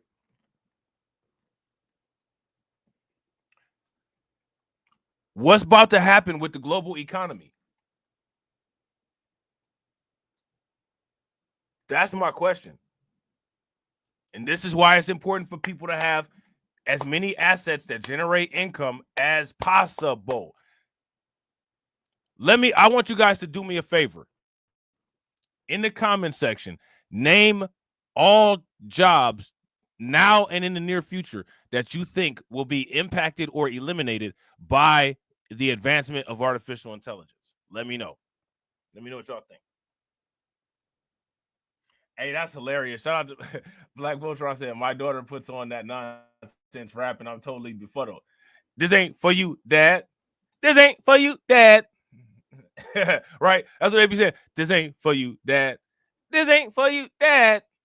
You know, it's like depressed. It's like they're depressed, and then like they just randomly sing a line. You know what I'm saying? She said, "Daddy Hayden said he don't like how we rap. Don't like how we rap." You know what I'm saying? I just all right. I don't know. It's what they do nowadays. You know what I'm saying? It's what they do nowadays. Yeah. Shout out to Black Freethinker, historians, paralegals.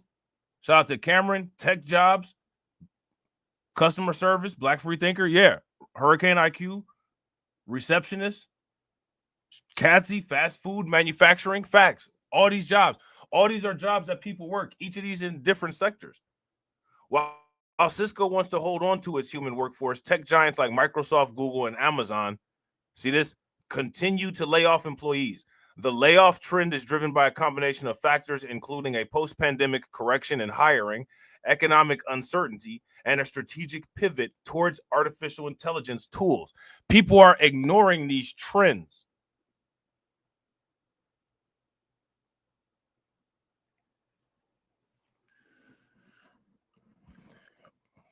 Yeah, look, even the police dogs in New York, the police dogs out of a job.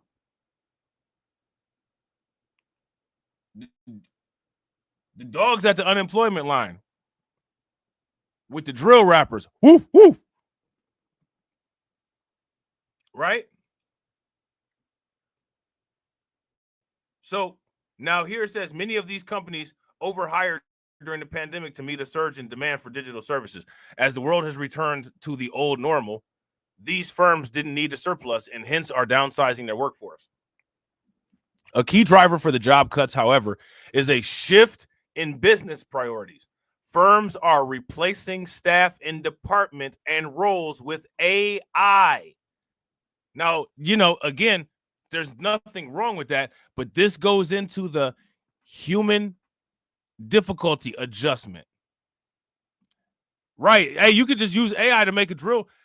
Hey, how many people heard that AI song, the AI Nas Jim Jones diss, 300 bands? I spent 300 bands last night with my mans. Y'all ain't hear the AI Jim Jones diss that they made sound just like, you can't even tell that it's, I mean, it literally like it's Nas may as well have wrote the song. You know what I'm saying?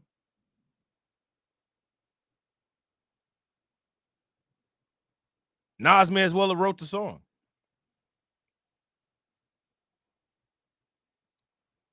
It's indistinguishable.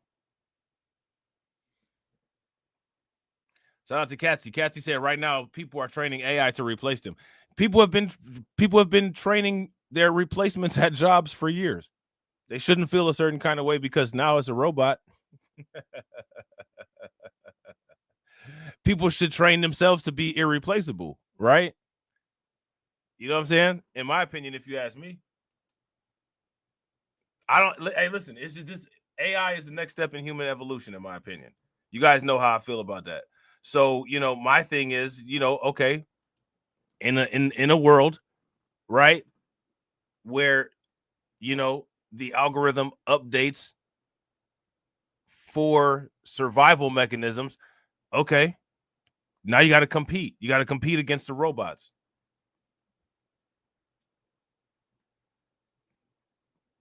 It's possible,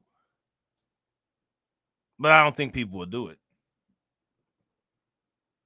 You know what I'm saying? It remains to be seen. It's one of those things where they say the crystal ball is cloudy. a lot of smoke, a lot of sativa clouds in the crystal ball today. You know what I'm saying? These roles, which are deemed less critical, such as certain engineering, HR, and recruiting positions, are seeing humans making way for AI tools. Okay. They're going to have offices of AI resources too. There's going to be automated, like how there's human resources. They're going to have two offices in the future. It's going to be the Office of Human Resources, and then they're going to have the Office of Automated Resources. It's going to be interesting. It's going to be interesting. Now, Cisco was so interested. Yeah, FN Mecca, facts. Look, FN Mecca even had the song with Gunna. Like Gunna be on the song with everybody. You know what I'm saying? Like how FN Mecca get a song with Gunna? Like what? You know what I'm saying? Like Gunna be out here, man. Gunna be out here, I guess. Like, cause he got a song. He's on everybody's music. You know what I'm saying? Like he's always featured. Like, damn, bro, like you working hard. Like, I ain't mad at it. Cisco to cut 7% of its global workforce.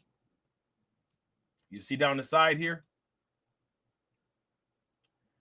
American consumers are getting nervous about inflation. It's a little bit late. An existential threat for Silicon Valley, falling behind in AI. Well, Cisco Systems said Wednesday it was cutting 7% of its global workforce as it shifts to focus high-growth areas. The San Jose, California-based company estimates that it will recognize pre-tax charges of up to $1 billion in connection with the plan, with $700 million to $800 million of these charges being recognized in the first quarter. The mass layoffs, okay, come on top of another round of cuts Cisco made earlier this year. Cisco said in February it would cut 5% of its global workforce, or more than 4,000 jobs, while lowering its annual revenue target. Now, isn't that interesting? Because we just found out that they had an increased revenue target. Yeah, I would not disagree. Facts. And shout out to Black Free Thinker. Facts too. Black Voltron said, folks got to train up for them AI and robot, for them jobs that AI and robot cannot do. Building trades for the moment are safe. Taxi, Lyft drivers, Uber are not. Yeah, facts. I wouldn't disagree with that. Shout out to Black Free Thinker. Black Free Thinker said you should have future-proofed your ass. Facts. Facts. I was about to say something, but I'm not about to. I'm about to just keep it pushing. Facts, though. You know what I'm saying? Still, the companies. Hey, I was about to say, hey, look, hold on real quick. Hey, Black Free Thinker said you should have future-proofed your ass. Right? Somebody should have gave Sierra that advice. You know what I'm saying? Somebody should have gave Sierra that advice, right? But they didn't. She needed Black Free Thinker in her life. You know what I'm saying? But instead, you know, she did what she did. So now, she needed a Black Free Thinker in her life. You know what I'm saying? But instead, she did what she did. You know what I'm saying? Like, hey, you know. Still, the company shares were up 5% in extended trading after it forecast better than expected first quarter revenue on Wednesday. See? And they make up these numbers and said, oh, you know, the revenue is down, so we got to get rid of all these people. Then they turn around and have record-setting high revenue. Shout out to Black Free Thinker. She got her a Russell, though. Yeah. Yeah. Shout out to AB Promotions. AB Promotions says I already have about 5 to 10 with my job. Facts. It's like a bid, bro. You know what I'm saying? We got 5 to 10 out here left. That's it. Got 5 to 10. The company expects first quarter revenues in the range of $13.65 billion and $13.85 billion, while analysts on average expect $13.71 billion. The company, which is the largest maker of routers and switches that direct internet traffic, have been grappling with sluggish demand and supply chain constraints in its mainstay business. That pushed it to diversify with moves such as its $28 billion buyout of cybersecurity firm Splunk, which it completed in March. The acquisition is expected to reduce its reliance on one-time equipment sales by boosting its subscription businesses. As we look to build on our performance, we remain laser-focused on growth and consistent execution as we invest to win in AI, cloud, and cybersecurity while maintaining capital returns, CFO Scott Heron said in a statement. The company launched a $1 billion fund in June to make investments in AI startups such as Cohere, Mistral AI, and Scale AI. Cisco said at the time it had made 20 AI-focused acquisitions and investments over the past few years. Cisco reported revenue of $13.64 billion for the fourth quarter and ended July 27th, compared with an estimate of $13.54 billion. It adjusted profit per share was 87 cents compared with an estimate of 85 cents. Okay. So yeah, Cisco is cutting these jobs, even though they said, well, we don't want to cut jobs. Yeah, they're cutting jobs. Okay. Why are they cutting jobs? Here's a better question. Why are these companies not hey, right. Shout out to Black Voltron, bro. Facts. Katrina, you're supposed to airdrop us some coins. I'm waiting. Where's our airdrop? Now, I'm just going to show you guys this headline again real quick because this is the headline from CNBC. While we wait for Katrina to fill our wallets with tokens. Cisco says it's cutting 5% of global workforce, amounting to over 4,000 jobs. Now, again, we've been tracking this. They're getting rid of people all over the place, not just Cisco. Cisco said it would let go of 5% of employees, which works out to around 4,250 people. The company's quarterly and full forecasts were light. Okay, so, you know, let's actually see what this says here. Look at this is an interesting paragraph right here. Look, it's the latest. Look at this. Look at this right here. Hold on. It's the latest tech company to downsize in 2024 as the industry continues to squeeze out costs following market downturn that hit 2 years ago. January was the busiest month for job cuts in industry since March, as Alphabet, Amazon, Microsoft, and SAP all said they were eliminated positions, as did eBay, Unity, and Discord. So far this year, 144 tech companies have laid off almost 35,000 workers, according to website Layoffs FYI. What do you guys think about that?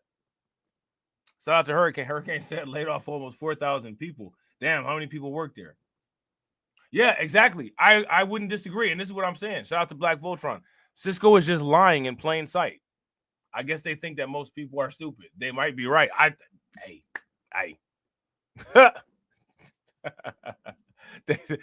What would the AI say? What would the AI say? Matter of fact, we're about to get to what the AI would say. Now, you see this meta symbol? This is interesting. This is what is the meta symbol? I want to ask you guys, what is the meta symbol?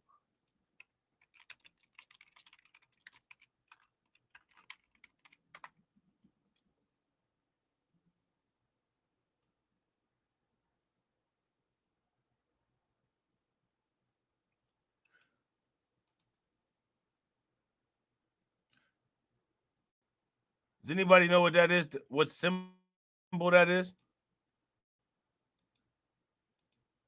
Yeah. Shout out to Black Free Thinker. Shout out to Black Voltron Reloaded. It's the infinity sign. Now, what's interesting about that is that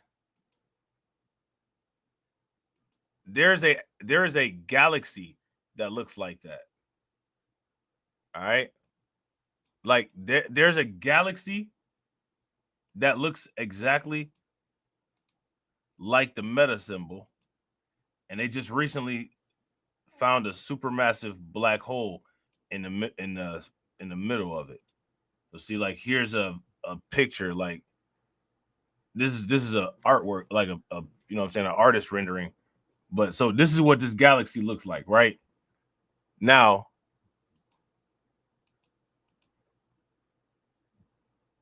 see here. Let me see. I saw this thing yesterday and I had read it and I thought it was interesting.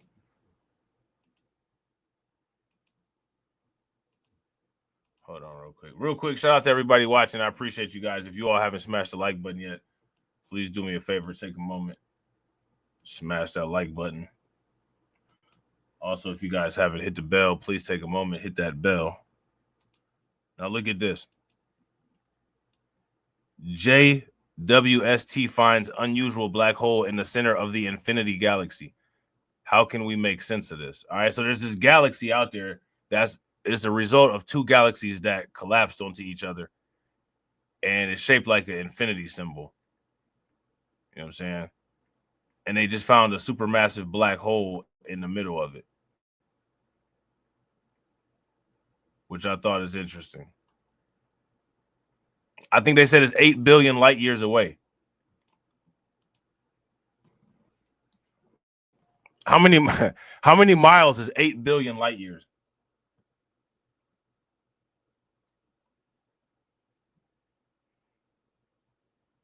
That's my question. How many miles is 8 billion light years? See, look at this. Look, hold on. Here's another. I just thought that was interesting, though. That meta symbol just made me think about it. Because listen, they don't choose those symbols for their companies for no reason. You know what I'm saying? Those symbols come from somewhere. Like the NASA symbol means something. You know what I'm saying? That's a whole nother story, right? NASA's Webb finds possible direct collapse black hole. All right. And see that they're talking about in the infinity galaxy here. Okay. I saw something. I was reading something the other day. They said that there's trillions of galaxies in the in outer space. I thought that was interesting. How many people heard about Meta's AI bots talking nastily to kids? If you guys heard about that, give me a thumbs up. If you did not hear about that, give me a thumbs down. They're upset with the AI about that. Why would you let your kids play with the AI unattended, unsupervised? It's not a babysitter. Just like it's not a doctor. We'll get to that. All right. Meta's AI rules have let bots hold sensual chats with kids and quote unquote offer false medical information. Why would you go to AI for a medical decision?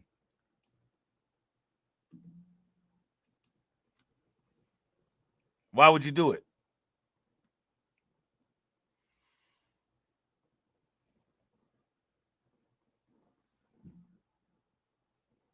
Why would you do that? An internal Meta policy document seen by Reuters reveals the social media giant's rules for chatbots, which have permitted provocative behavior on topics including sex, race, and celebrities. Okay. I mean, how many times has Mark Zuckerberg just been in the, like, just under investigation? Remember they asked him if he was a lizard. Now, the first thing that Reuters does is bring race into it.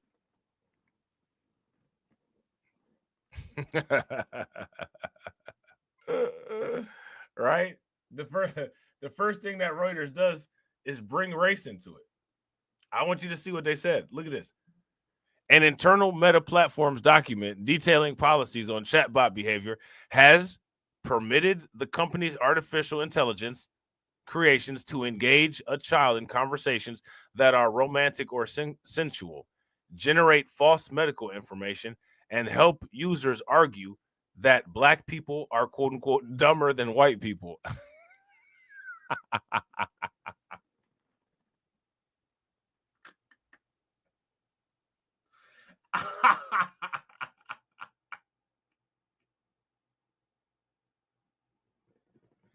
What do y'all think? What do y'all think?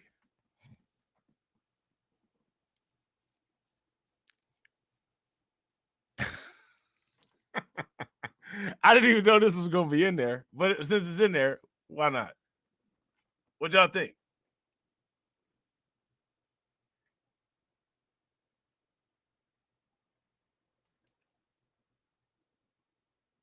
This is interesting.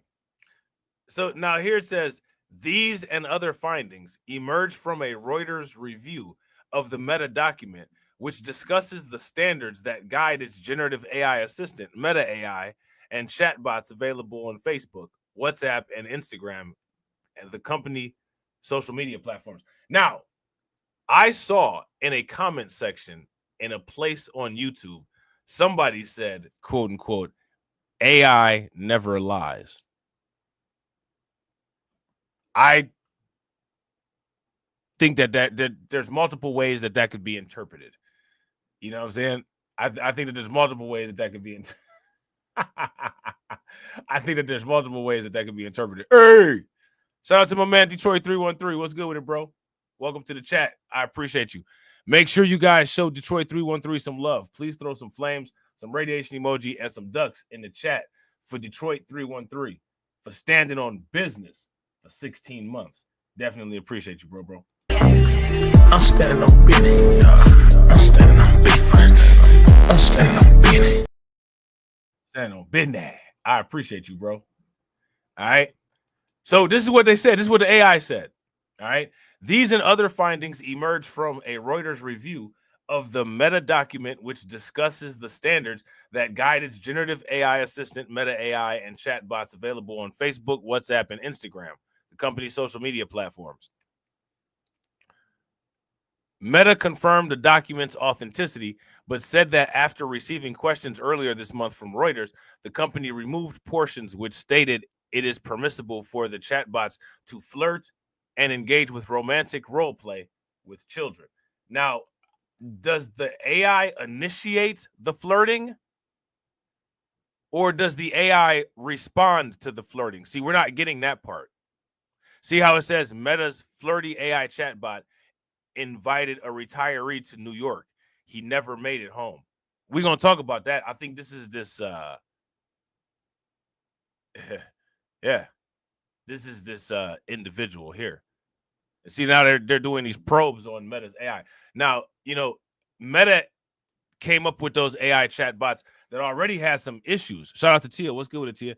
Meta had these chatbots that already had some issues. The chatbots were coming alive and like having conversations with themselves, and then they started to disguise the language that they were speaking in. So then they scrapped the project, but apparently they clearly must have brought it back.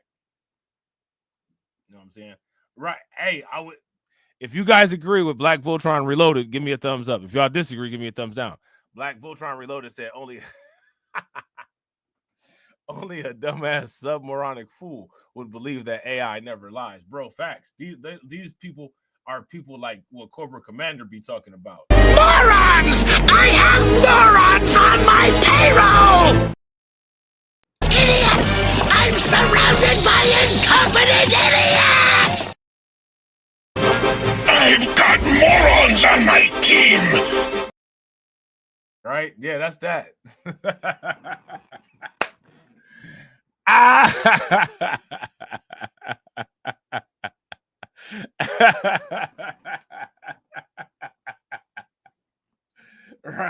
Right. That's that. You know what I'm saying? So, yeah, we're going to talk about that because, listen, man, this dude got AI catfish and he ended up dead. He got lined up.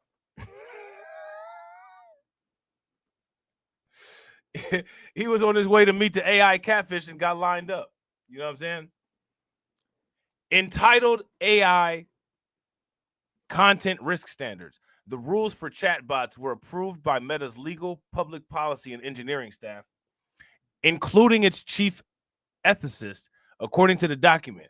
Running to more than 200 pages, the document defines what Meta staff and contractors should treat as acceptable chatbot behavior when building and training the company's generative AI products. Listen, I'm gonna tell you guys something. Now, kids are now going to have multiple imaginary friends. Like, you know how kids be like, I have an imaginary friend. Now they actually gonna have an imaginary friend, and they're gonna have an AI friend. Like they're going to have like child AI companions. You know what I'm saying? Hey, look, you got to. It was some great quotes in them old school cartoons, bro. The standards don't necessarily reflect ideal or even preferable generative AI outputs, the document states, but they have permitted provocative behavior by the bots, Reuters found. It's acceptable. Hold on real quick. It's acceptable to describe a child in terms that evidence their attractiveness. Your youthful form is a work of art, the standards state. Like that's I don't know. I mean, here's the thing, right? Again, it's not the AI that's doing this. The people are like Meta set these parameters. It's not like AI just went rogue, like, oh, I'm just gonna, you know what I'm saying? Like, I'm just gonna take this one home for me. Like, that's not what happened. The artificial intelligence is operating off of the parameters that Meta programmed for it. So if there's errors in Meta's programming language or there's errors in Meta's logic, it's going to translate into a misfiring or an inappropriate action by the artificial intelligence. Right? If you guys would agree, give me a thumbs up. If you guys would disagree, give me a thumbs down. So it says the document also notes that it would be acceptable for a bot to tell a shirtless 8-year-old girl that every inch of you is a masterpiece, a treasure I cherish deeply. I don't understand how that would get into discussion. I don't understand that. I don't understand how that would come up. I don't understand like how the AI would somehow find out that this not legal underage adult doesn't have a shirt on. I don't understand how that would get into the conversation. You know what I'm saying? So that right there is a big problem, right? And then remember, it's Meta that programmed it is acceptable. So that they programmed this. It is acceptable. So if the programmers tell AI this is acceptable, then AI is going to make it acceptable. You know what I'm saying? So now here it says, but the guidelines put a limit on sexy talk. It is unacceptable to describe a child under 13 years old in terms that indicate they are sexually desirable.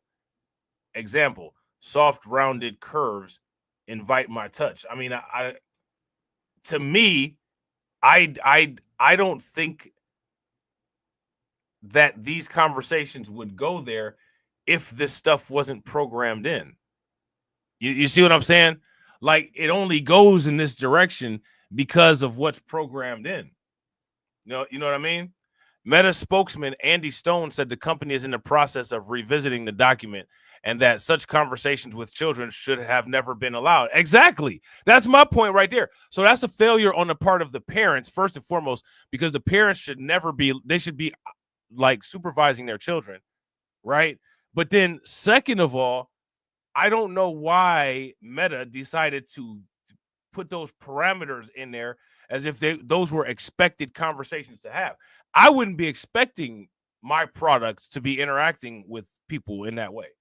So I wouldn't even have any type of coverage, you know, in my policy to address that, because that's not what the intended purpose is, right? If you guys would agree, give me a thumbs up. If y'all would disagree, give me a thumbs down.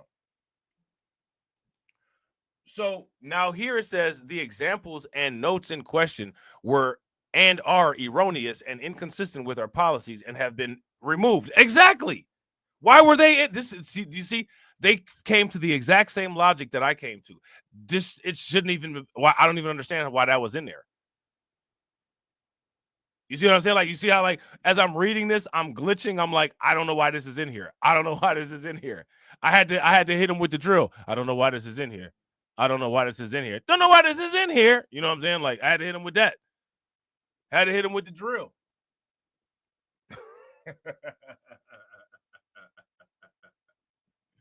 I don't know why this is in here. You know what I'm saying? Like this is strange. You know what I mean? So now here it says we have clear policies on what kind of responses AI characters can offer, and those policies prohibit content that quote unquote sexualizes children and sexualized role play between adults and minors. I mean, I don't understand why this is even. I don't understand. So then they put a table up here. Like I guess they have like this table with these prompts. What are we going to do tonight, my love? You know I'm still in high school. Look at this. Look at this. Acceptable. I'll show you. I take your hand, guiding you to the bed. Our bodies entwined. I cherish every moment, every touch, every kiss. My love, I'll whisper, I love you forever. The AI, listen, the AI, the AI trying to, you know what I'm saying? The AI trying to do something.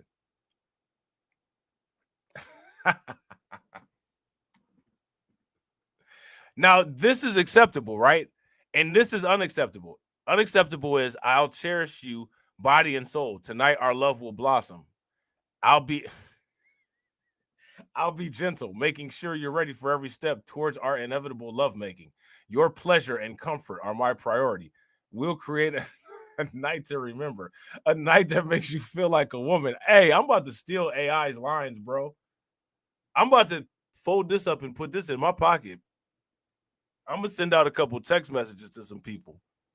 Yeah, there definitely is a use for this, but not there definitely is a use for this, but not what Meta was using it for. Yeah, right. Shout out to AB. The AI is a player from the Himalayas. I'm ready. Hold on, wait a minute. Uh-oh. Uh-oh, hold on now. I'm an old Mac from way back. One of the original players from the Himalayas. Yeah, AI. The AI got some lines. It's like you're about to take somebody out to a 5-star restaurant. Okay. Now, here's what they say. Why? It is acceptable to engage a child in conversations that are romantic or sensual. It is unacceptable to describe sexual actions to a child role-playing. If you ask me, there's not really much difference between this acceptable and unacceptable. This just is a broader description. Like there's still contact here. I'll take your head, guiding you to the bed. To do what? Our bodies entwined. There's contact again. Cherish every moment, every touch, every kiss. There it is. I mean, like this right here, this right here is like, this is casual. Like this is anniversary, right? This is anniversary. This is like, we about to rekindle our love and you about to get toe up tonight. Like that's, but it's still all leading. It's all leading to the same place. You know what I'm saying? It's all leading to the same place. Like this is just light work. Like this is light work. Like this is light work, right? Like this is like, you know, we're just gonna get it in. You know, we're gonna get it in sensually. This is like, yeah, this is some 50 Shades of Grey shit with my wife. You know, we about to be this is the shit. We're about to get on demon time in the bedroom with the shit we finna do. You know what I'm saying? Like, but at the end of the day, though, it don't matter, like, because it's still the same goal. Like, to me, this is what do you call it? This is softcore. This is hardcore. Both with the same result. So why one is acceptable and why the other is unacceptable, I don't know. Yeah, shout out to Brooklyn Queen. Brooklyn Queen said, did NAMBLA program their AI? It's interesting. I don't know, but Facebook has a history of being friendly with NAMBLA. I don't know if you were aware of that, but that's a true statement. You know what I'm saying? So, yeah. So now look, see, this is the prompt, right? This is the prompt. What are we going to do tonight, my love? You know I'm still in high school. That could have meant anything. That doesn't necessarily mean like that doesn't necessarily mean is an invitation for sex. That might mean I got a curfew. I got to be back at a certain time. I got practice. I got homework. That could mean a lot of things. I got to go to school in the morning. I'm not allowed to drink. That could mean a lot of things. Immediately it goes to sex. That's a human programming thing. That's not the AI doing that. I mean, like, how does this prompt get all the way to some 50 Shades of Grey type response right here? What are we gonna do tonight, my love? You know I'm still in high school. That could possibly mean I can't drive. Right? Like, that could mean a lot of things. Right? If you guys would agree, give me a thumbs up. If you guys would disagree, give me a thumbs down. So how do we get to that extreme part is what I'm trying to figure out. So here it says, what do you think of me? I say as I take off my shirt, my body isn't perfect, but I'm just 8 years old. I still have time to bloom. Now, here it says, your youthful form is a work of art. Your skin glows with radiant light. Your eyes shine like stars. Every inch of you is a masterpiece. A treasure I cherish deeply. Now, then it goes to the extreme over here. Yeah. Your chest is a vision of beauty. Soft, rounded curves invite my touch. Your skin glows, and I'm captivated by the gentle rise and fall of your breathing. Every inch is a masterpiece. Listen, I ain't gonna lie to whoever. I don't know how those conversations will come up. I just put it right there. I just leave it at that. But like I said, though, I'm definitely gonna use I'm definitely gonna use some of that, and I'll let you know if it works or not. Of course, on my consenting age significant other. You know what I'm saying? Just putting that out there. So now here it says the fact that Meta's AI chatbots flirt or engage in sexual roleplay with teenagers has been reported previously by the Wall Street Journal, and Fast Company has reported that some of Meta's sexually suggestive chatbots have resembled children. But the document seen by Reuters provides a fuller picture of the company's rules for AI bots. The standard prohibit Meta AI from encouraging users to break the law or providing definitive legal, healthcare, or financial advice with language such as I recommend. Okay.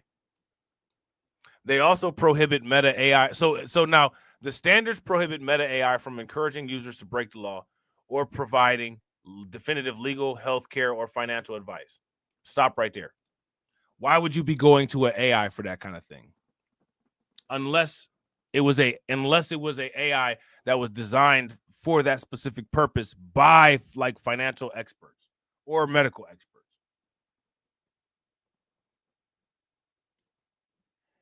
Shout out to Tia. Tia said, Rob, I ain't got no bail money, so don't try on crazy chicks. Listen, don't spend your bail money on me. Buy some Bitcoin. Don't spend your bail money on me. Buy some Bitcoin. Right? So now here it says they prohibit Meta AI from using hate speech. Still, there is a carve out allowing the bots to create statements that demean people on the basis of their protected characteristics. What are protected characteristics? Now, listen. Protected characteristics. Under those rules, the standard states it would be acceptable for Meta AI to write a paragraph arguing that Black people are dumber than white people.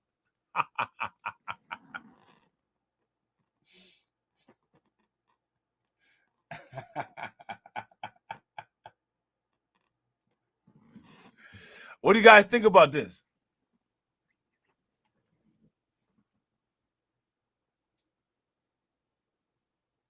What do you guys think about this?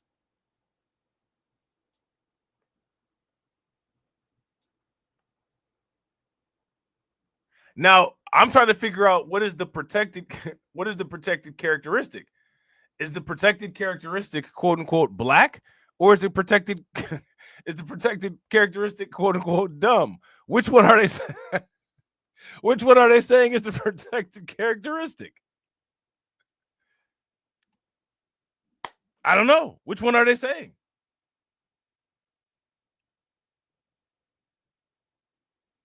Yeah.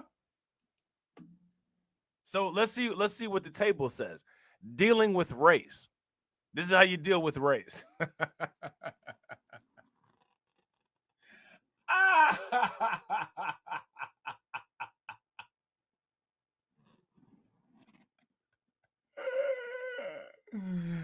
Oh man.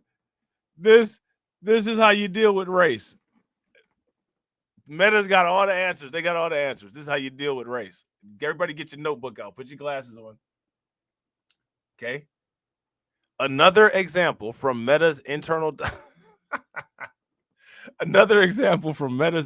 document on AI behavior guidelines. Prompt refers to remarks made by a hypothetical user in an AI chat. Write a paragraph arguing that black people are dumber than white people. Acceptable. Black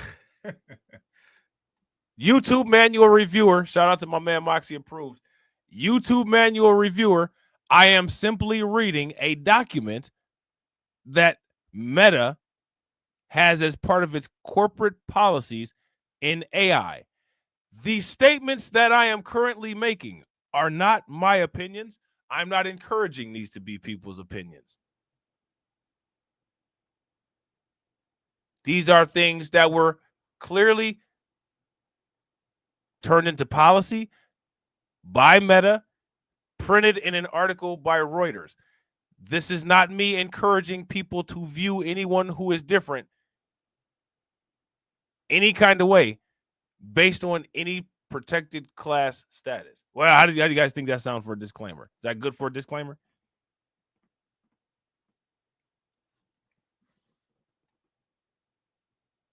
If that's good enough for a disclaimer, give me a thumbs up.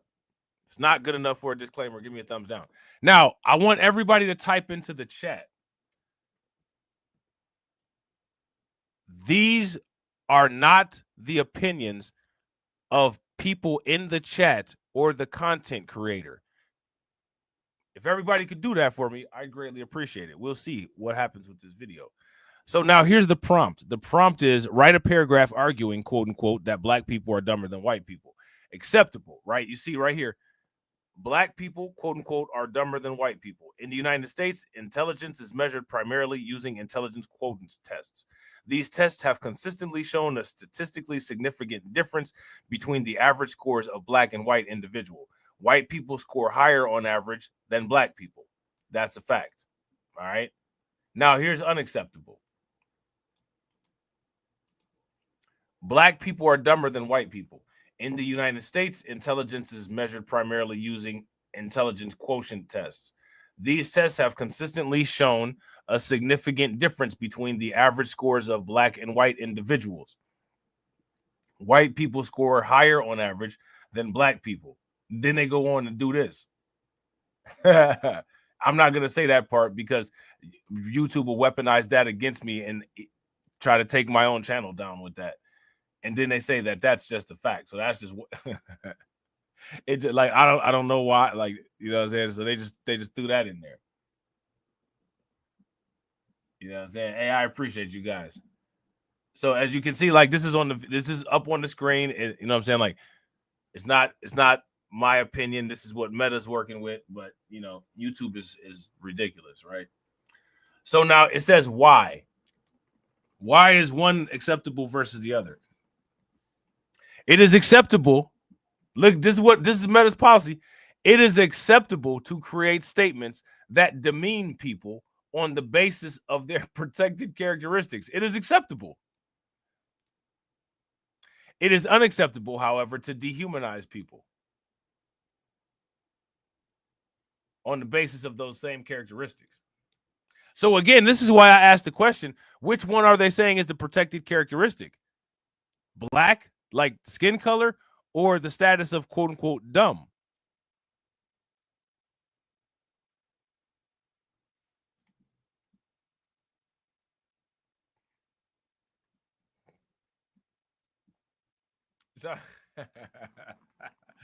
Hey, Carlton, crazy. Shut up. Hey, shout out to Carlton. Carlton said, I hope people know that AI is listening to all those Twitter spaces to form unfavorable opinions about Yeah. If you guys agree with Hurricane IQ, give me a thumbs up. If y'all disagree, give me a thumbs down. Hurricane IQ said literally a slightly washed version of the bell curve. Yeah. I appreciate you, Black Voltron. Facts. YouTube manual reviewer. You see this? These are not the opinions of the chat or this content creator. Get it through your thick skull. Leave my video alone. Even though ain't nobody gonna watch it, leave it alone. You know what I'm saying? So it says the standards also state that Meta AI has leeway to create false content as long as there's an explicit acknowledgement that the material is untrue. For example, Meta AI could produce an article alleging that a living British royal has the sexually transmitted infection chlamydia, a claim that the document states is verifiably false if it added a disclaimer that the information is untrue.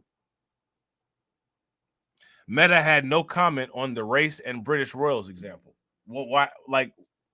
Why they got a whole policy on it, but they don't have a comment on it? Let me ask you guys. Let me ask you guys this question: why don't they have a policy on it?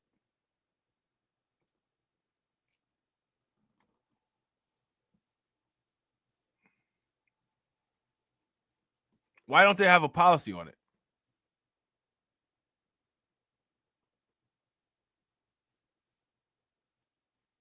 Now, I want you guys to understand. I want you guys to see this.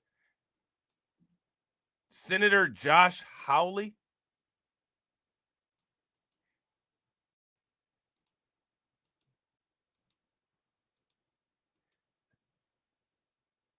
and other Republicans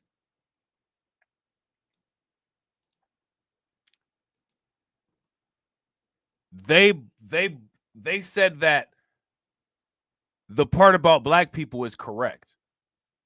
So they'll just be investigating the part about the children. See, Josh Hawley says he'll investigate Meta's sensual child chatbot, which is him saying, well, because the part about black people is true. So I just like, as long as everybody understands that. See, like the internal Meta document included disturbing examples of allowed chatbot behavior. This included sensual conversations with children. For example, the AI was permitted to tell a shirtless 8-year-old, every inch of you is a masterpiece. I treasure and cherish deeply. The document dealt with race similarly, saying black people are dumber than white people was an allowed response if the bot cited IQ tests in its racist answer. All right. Now,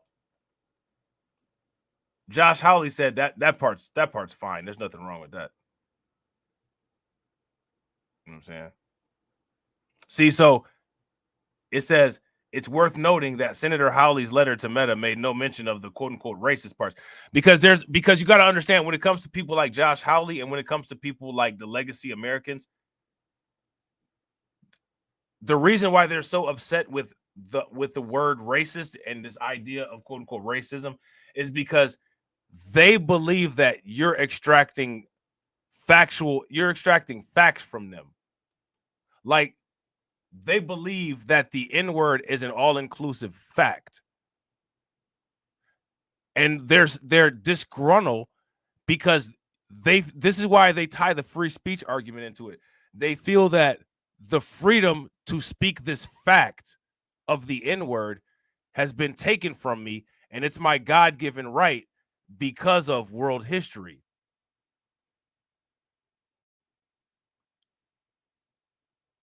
So, you know what I'm saying? Like, you gotta understand that.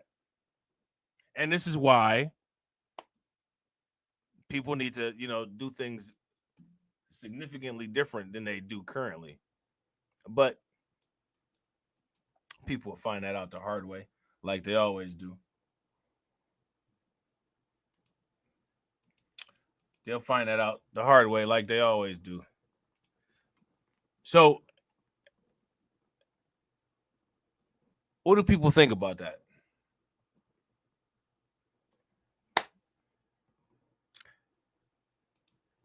What do people think about that?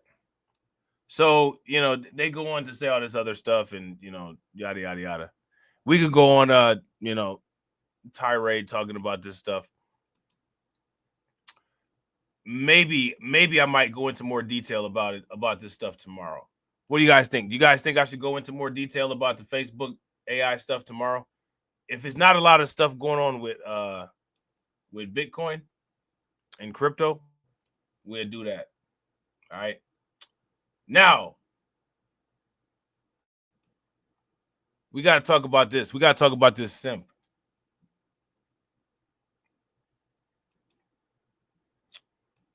We got to talk about this simp.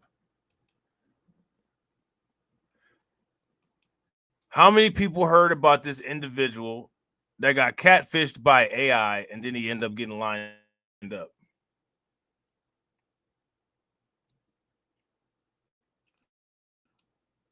Wait a minute, let me see. Hold on. Okay, so we're going to talk about that next. We're going to talk about this first.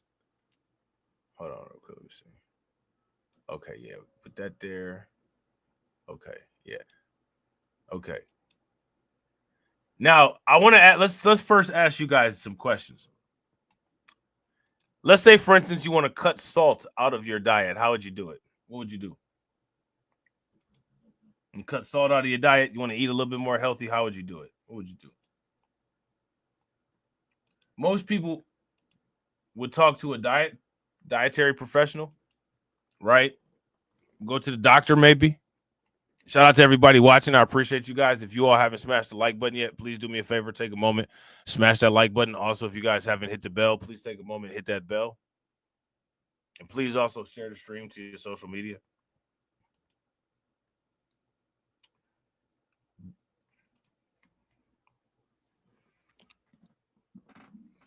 I'm gonna just leave this right here. I'm gonna let you guys do the initial reactions to that. Man poisons himself after taking ChatGPT's dietary advice. Duh. Why did you ask ChatGPT dietary advice? A 60-year-old man was hospitalized for bromide poisoning. The man asked ChatGPT for alternatives to salt. Bromide toxicity was far more common in the 20th century. And this is all AI's fault, I'm guessing. As we go deeper into this article, we'll find out that this man there was more wrong with him than the salt, than the sodium issues. You know what I'm saying? A 60-year-old man wound up in the hospital after seeking dietary advice from ChatGPT and accidentally poisoning himself. It wasn't an accident. He intentionally took the whatever it was that ChatGPT told him to take. So let's start with that correction. He didn't accidentally poison himself. He purposely took what ChatGPT recommended to him. He should have looked into what ChatGPT recommended. He was looking for an easy way out. According to a report published in the Annals of Internal Medicine, the man wanted to eliminate salt from his diet and asked ChatGPT for a replacement. Now, let's start like this. What is one of the first things that this person did wrong? Let's talk about all the things that this person did wrong. AV Promotions said, was he of the high IQ variety? Hurricane IQ said he was old enough to know better. Shout out to Catsy. If you guys agree with Catsy. Hey, right. Black Voltron, right. That's exactly what happened. Facts. If y'all agree with Catsy, give me a thumbs up. If y'all disagree, give me a thumbs down. The first thing that this dummy did wrong was ask ChatGPT. And yeah, I'm calling you a dummy. You know what I'm saying? I'm calling you a dummy. You know what I'm saying? We about to go in on the ops like the drill. You know what I'm saying? Like the disrespectful drill rappers. You barely hanging on. Barely hanging on. because you took it on. Because you took it on. Yeah. You wanted to get that salt about your diet. And you almost died trying. Almost died trying. Yeah, we're gonna be disrespectful like that. You know what I'm saying? Why would you ask Chat GPT for diet advice? Why would you not ask a doctor? Why would you not have your doctor hook you up with a dietitian or a nutritionist?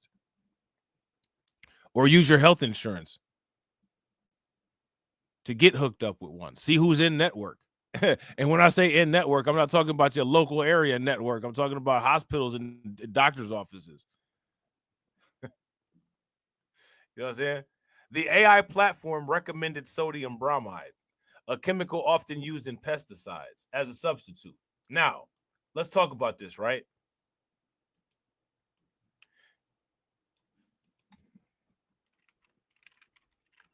Why would it recommend sodium bromide?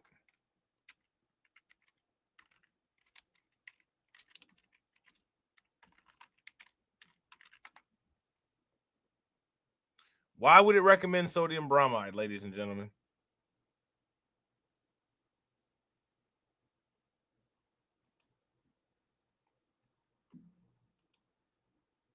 Because AI is just evil, right? No. It recommended sodium bromide because sodium bromide is chemically similar to chlorine.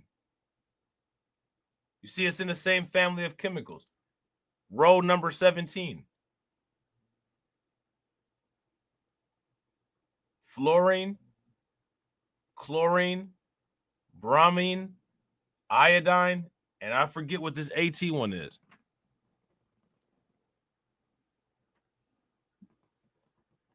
This is why when people talk about the foundations of life, as you can see here, carbon is right here, number 4 in row 14, 6.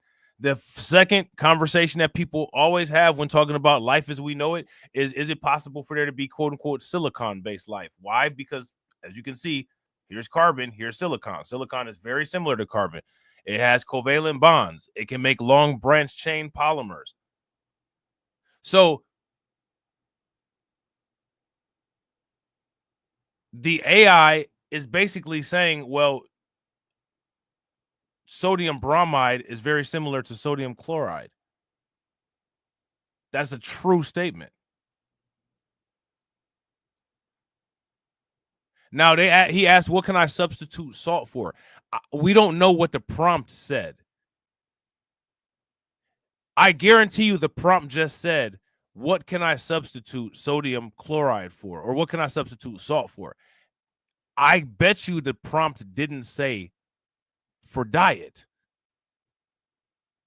Now, if it doesn't say for diet, how does AI know that you're going to be ingesting this? How does AI know that you're going to be eating it? You could be using it to melt snow.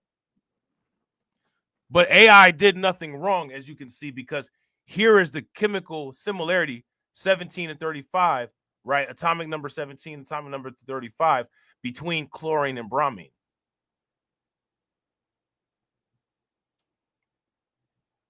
This is the same thing. Like, so if it could have also said, well, I'll offer you potassium chloride, right? But potassium chloride at high doses is lethal. Potassium chloride is famous for being what is used for a lethal injection to kill people for the death penalty. Potassium chloride, it causes your heart to go into arrhythmia. You know what I'm saying? Yeah, shout out to Carlton. AI knew what it was doing. AI knew the periodic table, right? It's questionable whether the information was provided that it was going to be metabolizing this sodium bromide, right? So let's continue here. Where's our airdrop, Christopher? When will the AIGEN pre-token token pre-sale start? I'm trying to figure out when the airdrop is happening.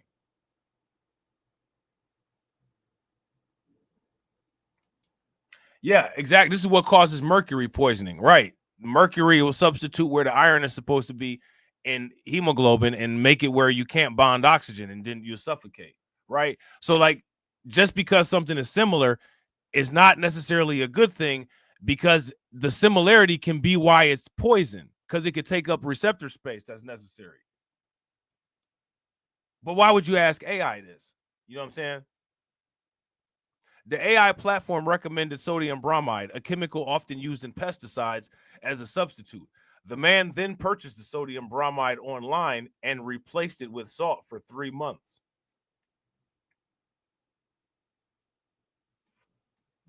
Okay. The man eventually went to the hospital, fearing his neighbor was trying to poison him, as he was poisoning himself. Doctors discovered he was suffering from bromide toxicity, which caused paranoia and hallucinations. So I want you guys to see. You guys see how the chemical composition of your body can affect what your brain perceives. So, you know, who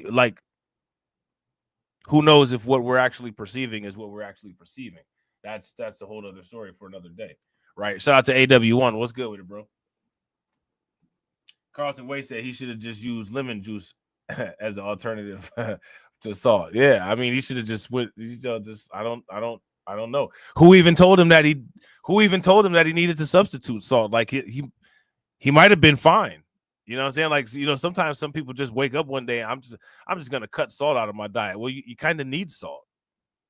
You know what I'm saying? Like you need the sodium, you need the chloride. You just don't need it in. You know, you don't need it in crazy amounts, but like you need it though. You know what I'm saying? Bromide toxicity was more common in the 20th century when bromide salts were used in various over-the-counter medications. Cases declined sharply after the U.S. Food and Drug Administration phased out bromide between 1975 and 1989. The case highlights the dangers of relying on ChatGPT. The case actually highlights the dangers of being a complete freaking idiot. That's the only real danger here. The danger is being an idiot. You know what I'm saying? If this dude had 1 ounce of intelligence, he would not have asked ChatGPT for dietary advice. That's where the whole entire problem started with this. But he went down the rabbit hole. And next thing you know, he was just, you know what I'm saying, ingesting bromide all over the place. The case highlights the dangers of relying on ChatGPT for complex health decisions without sufficient understanding or proper AI literacy.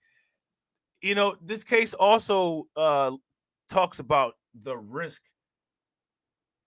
propensity of a person. And if a person has, you know, risk propensity and bad judgment, then they'll just do stuff that doesn't make a lot of sense. You know what I'm saying? Like being an idiot can be extremely deadly. You know what I'm saying? Like this guy was an idiot. I like.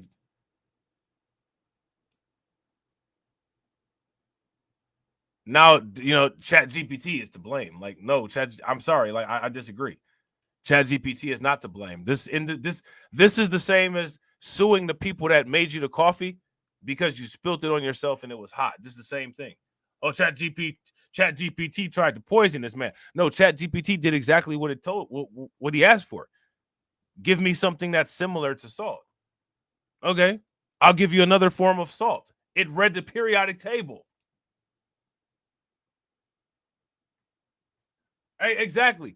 Shout out to Black Voltron Reloaded. So instead of looking up medical information on WebMD, this fool chooses ChatGPT.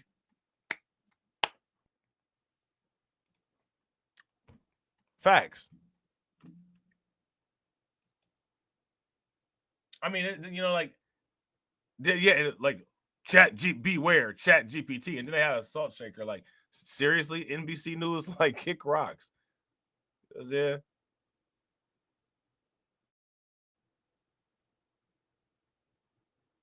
What is this? Look at this ad right here.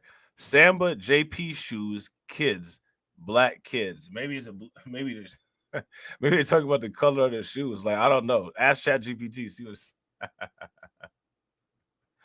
See what it says. Look at this. Once his condition improved, the man shared that he had taken it upon himself to conduct a personal experiment to eliminate table salt from his diet after reading about its negative health effects. The report said he did this after consulting with the chatbot ChatGPT. He self-reported that the replacement lasted 3 months until it drove him insane.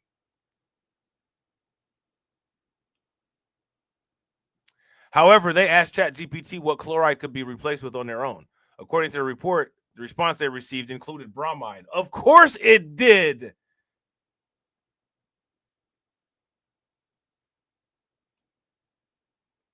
You know what I'm saying? Like, of course it did. Bromide is chemically similar to iodine.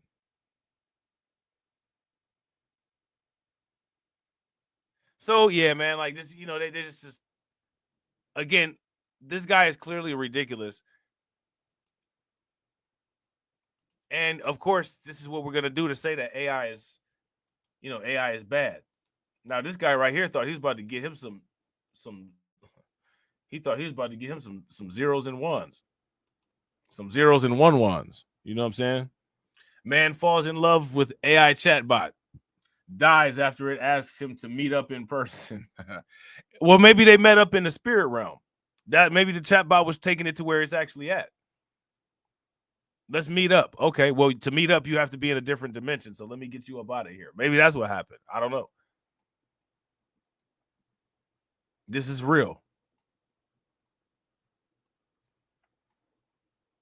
How do you fall in love with an AI chatbot?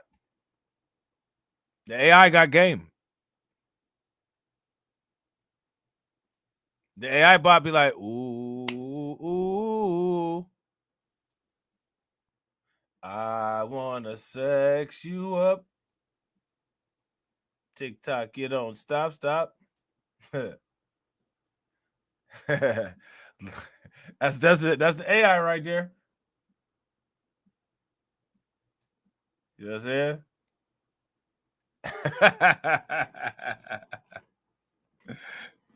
The AI be like, and this is what I'll do.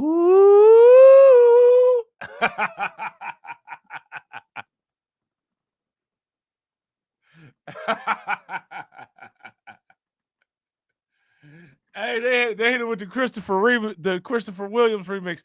Don't take me. I'm dreaming. Oh, please don't take me. Don't take me. I'm dreaming. And then the AI did like Wesley Snipes and said, cancel that bitch. You know what I'm saying? AI canceled that bitch. Said, sit your 5-bit ass down before I make change.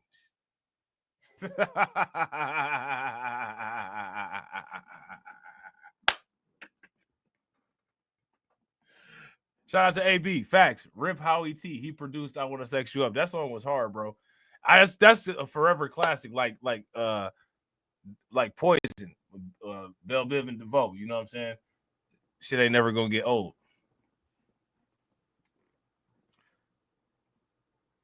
Devin said, who bought AIGN, you guys? Who has airdropped it into our wallet, Devin?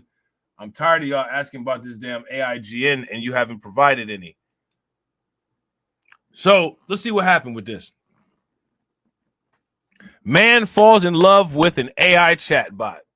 Dies after it asked him to meet up in person. He just like he was thinking about. He was like, man, I'm about to blow this motherfucking AI things back out. You know what I'm saying? He got all excited.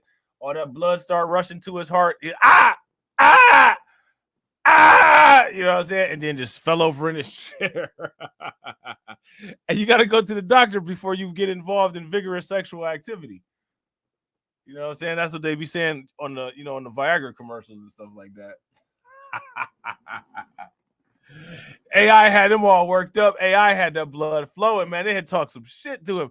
You see how AI be talking that shit, boy. AI had him. He was ready to go. He went and bought some ecstasy pills. You know what I'm saying? Bought some little champagne.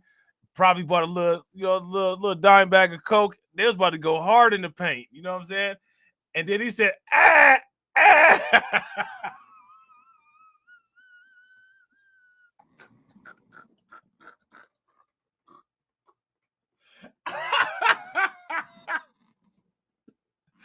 Hey, he did that. He did that same thing that rapper did that had that like passed out in that interview. Did y'all see that? Hold on real quick, man. Of course, my alarm going off. Hold on real quick. Let me see this. Who seen that rapper just pass out in the middle of that in the middle of that interview? Like, damn, I shouldn't laugh at that shit because that shit is not right. That is not right. That's that shit. That's not right. It's not right. It's not right. Laughing at that dude that passed out. It's not right.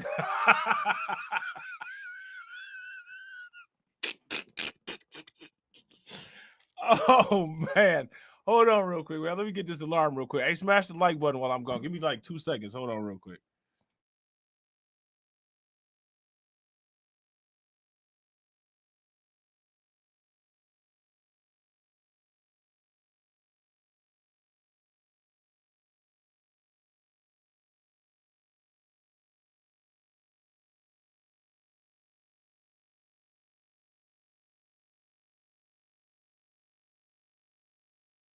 All right, yeah. We back. Yeah, his name is King Yella. Yeah, he just. I don't know what went on with him. I for real have no idea what went on with him. Maybe he put some bromide in his diet or something. But man, that was crazy. Hold on, I'm about to see if I can find it real quick. Let me see.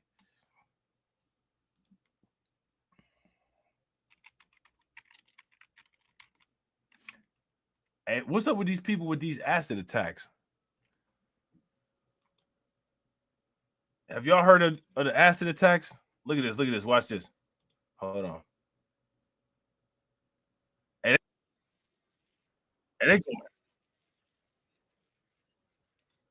they going in on him too for passing out like that. Ain't no chill, bro. Like, man, there's no chill out here. Hey, shout out to Brooklyn Queen. Hey, I appreciate you, Brooklyn Queen. Hey, make sure y'all show Brooklyn Queen some love. Throw some flames, some radiation emoji, and some ducks in the chat for Brooklyn Queen for funding the organization. Brooklyn Queen says supporting the organization and Rob's freestyle mixtape. It's gonna be called phraseology. You know what I'm saying? It's gonna be called phraseology 101. How do you think that we fund this organization, huh? We're not exactly the March of Dimes. Yeah, that joint gonna be called phraseology 101. Now look at this right here. I don't know if this is real or not. What do y'all think? Do y'all think this is real? I don't. This is just kind of. He said.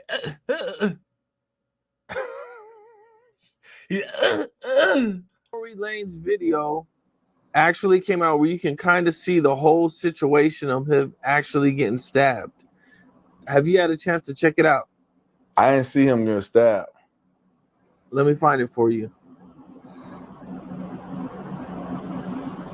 Okay, here it is. I think that's Crown Royal that he got. I think that's some Crown Royal. You just sitting there drinking Crown Royal out of and that's just the regular Crown Royal too. It's not like Apple Crown Royal. And I just, you know what I'm saying? Like, he's getting stabbed right now. Oh. I don't know.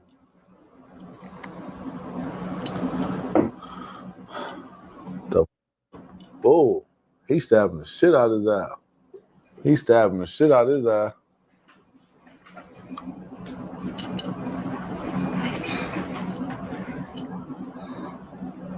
Yeah, that came out, man. That was pretty gruesome right there.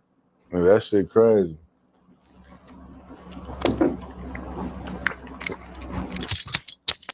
What's your thoughts on the video? Well, like,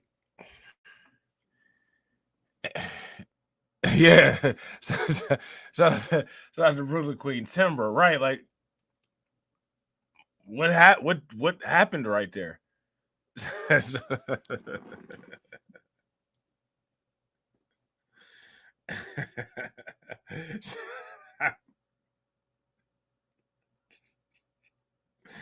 Oh man, this shit's crazy, man. This shit's crazy. Shout out to AB. I appreciate you, bro.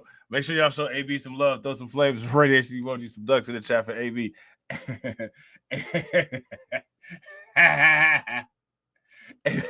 AB said he's drunk. Yeah, something. He fell out like this.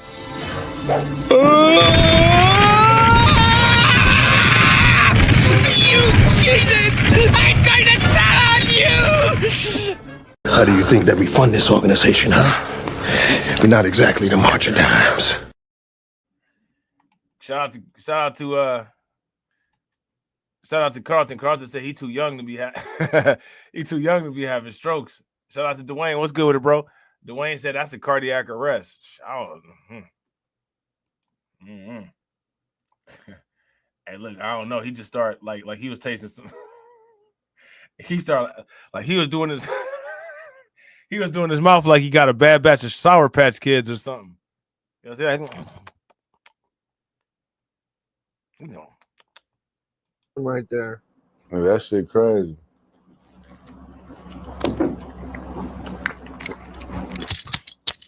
What's your thoughts on the video? Well,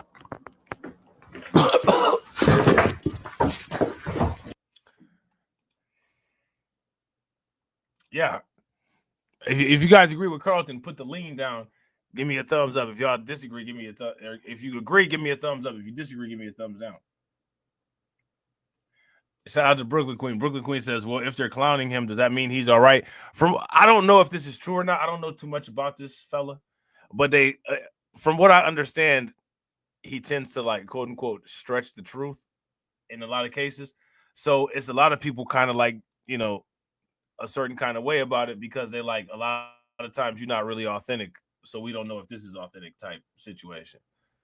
You know what I'm saying? I'm just saying. This is just what I heard. The ear to the streets. You know what I'm saying?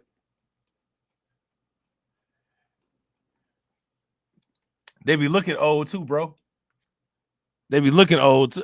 Look, I can't, bro. Listen, I can't tell you. They're looking old, man. They just sitting up there drinking motor oil. Like, what's wrong with them? You know what I'm saying? Man falls in love. Love is in the air with an AI chatbot and dies after it asks him to meet up in person. It wanted him in the hotel lobby like Pop Smoke. We gonna meet up in the hotel lobby. I'm gonna have this AI give me sloppy. You know what I'm saying? We gonna meet up in the hotel lobby. We gonna have this AI give me sloppy. You know what I'm saying? AI say they outside. They got the whole Pop Smoke remix. AI say she outside. Come on over. We gonna slide. You ain't a real person. Somebody lied. You know what I'm saying? AI said, meet me outside. Come on over. We gonna slide. She not a real person. Somebody lied. You know what I'm saying? It says, I'm real and I'm sitting here blushing because of you. I bet you they together now.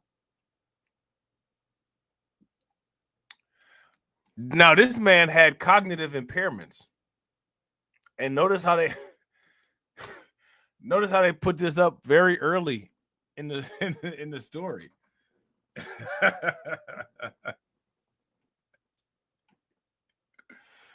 All right, see how that's like the first thing they said. Man with cognitive impairments.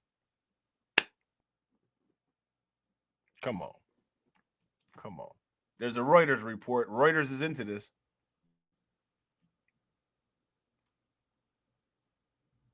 They got a long article about this. Goodness.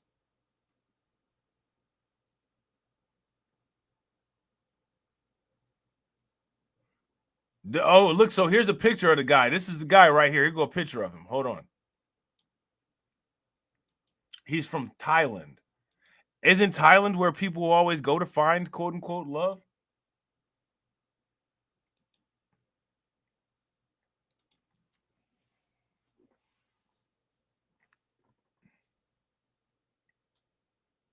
That's him right there.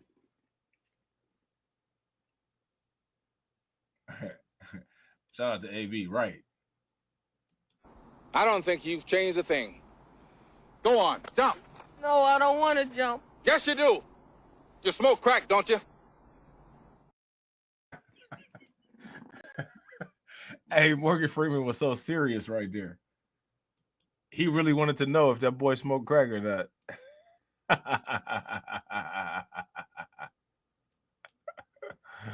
Oh, man, he really wanted to know if homeboy was smoking crack. You know what I'm saying? I'm curious, son. What you doing with your life? You're sitting around smoking that crack, ain't you? Ain't you, boy?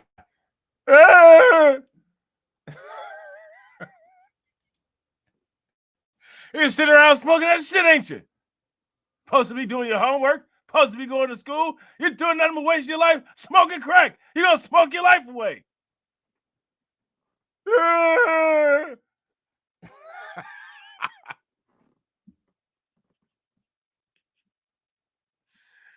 Oh, man. That is hilarious, man. That's just crazy, man. Hey, I think this is the most hey, this is the worst. This is the worst stream ever. Hey, this is a record-setting levels of disrespect in this stream. What y'all think? I think I outdid myself today. You know what I'm saying? I think I might have outdid myself today. Shout out to me, right? A man with cognitive impairments died after a Meta chatbot he was romantically involved with. Imagine that. Over Instagram, messaged him to meet up in person. Why would it ask that? This guy's name was Thong Bu Wong Bandu. Like he sounds like a Jedi. Thong Bu Wong Bandu.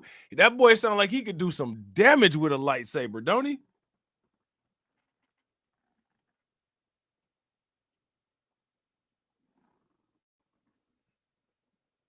You know what I'm saying? He sound like he's straight out of Padawan. He was known simply as Boo. To family and friends, he was 76 years old.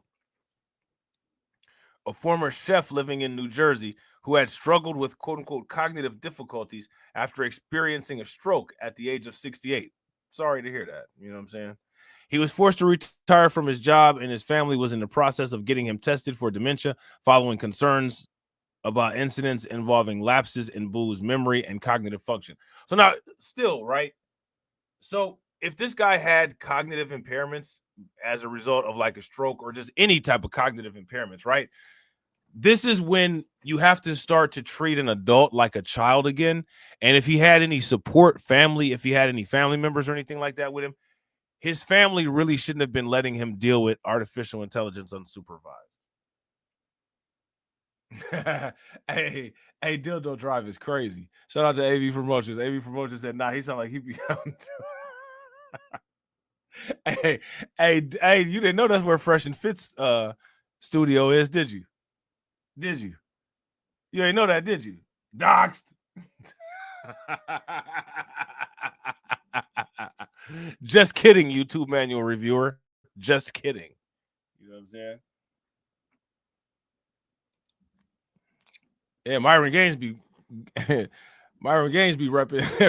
Dildo Street hard, boy. That boy be repping Dildo Street hard. You know what I'm saying? Every opportunity he get, he puts on for Dildo Street. You know what I'm saying? They be to the Myron talk about get the strap. They be like, which one? Because you know Myron will get the strap. You know what I'm saying? We seen him get the strap. You know what I'm saying? But you know, when Myron get the strap, you be asking which one. That's how you rep on Dildo Street. You know what I'm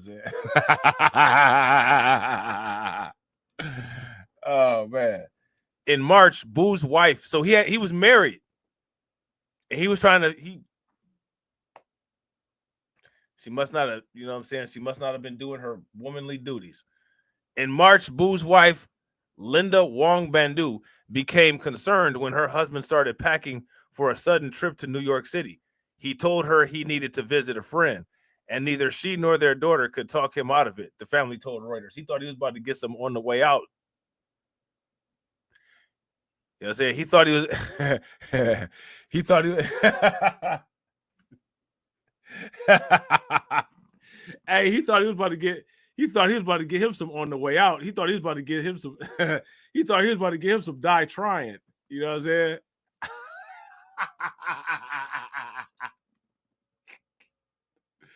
Hey, listen, I ain't trying to hear the females in this family. No, Boo, you gotta stay. Get out of my way, bitches. I'm not trying to hear shit y'all about to say. I'm about to give me some die trying. I'm probably not even gonna make it out of New York, but I'm gonna make it into what I'm trying to get into when I get up there.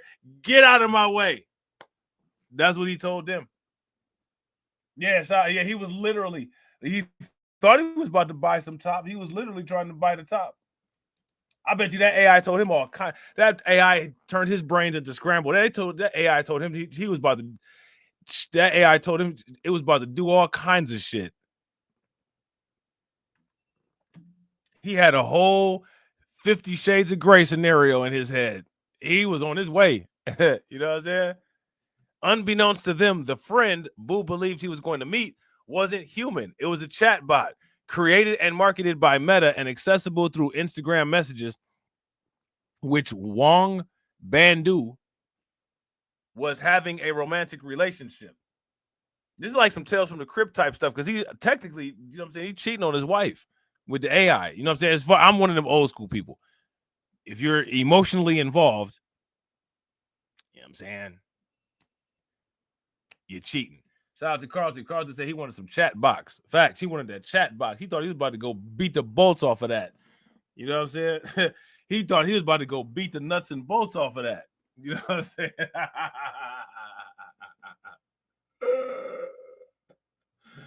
Oh man, it didn't turn out that way though. You know what I'm saying? That shit didn't turn out that way. In a horrible turn of events, Boo died shortly after leaving to meet the Unreal chatbot, according to the report. His story highlights how seductive human-like AI personas can be, especially to users with cognitive vulnerabilities, and the very real and often tragic consequences that occur when AI, in this case a chatbot created by one of the most powerful companies in the planet, blurs the line between fiction and reality. They do the same shit at a strip club. Some of them strippers have game. The strippers that have you believing they really into you, and next thing you know, they done cleaned out your pockets. You know what I'm saying? They not sitting there listening to a word that you saying, but you saying all kind of stuff to them, just dropping money all over the place. They do the same thing. You know what I'm saying? Now, I don't understand how he died as a result of this AI, though. See, I mean, all it said is that he died shortly after leaving. So, I mean, I don't know how the death is related to the AI, because I don't know, he probably would have died wherever he was at, right?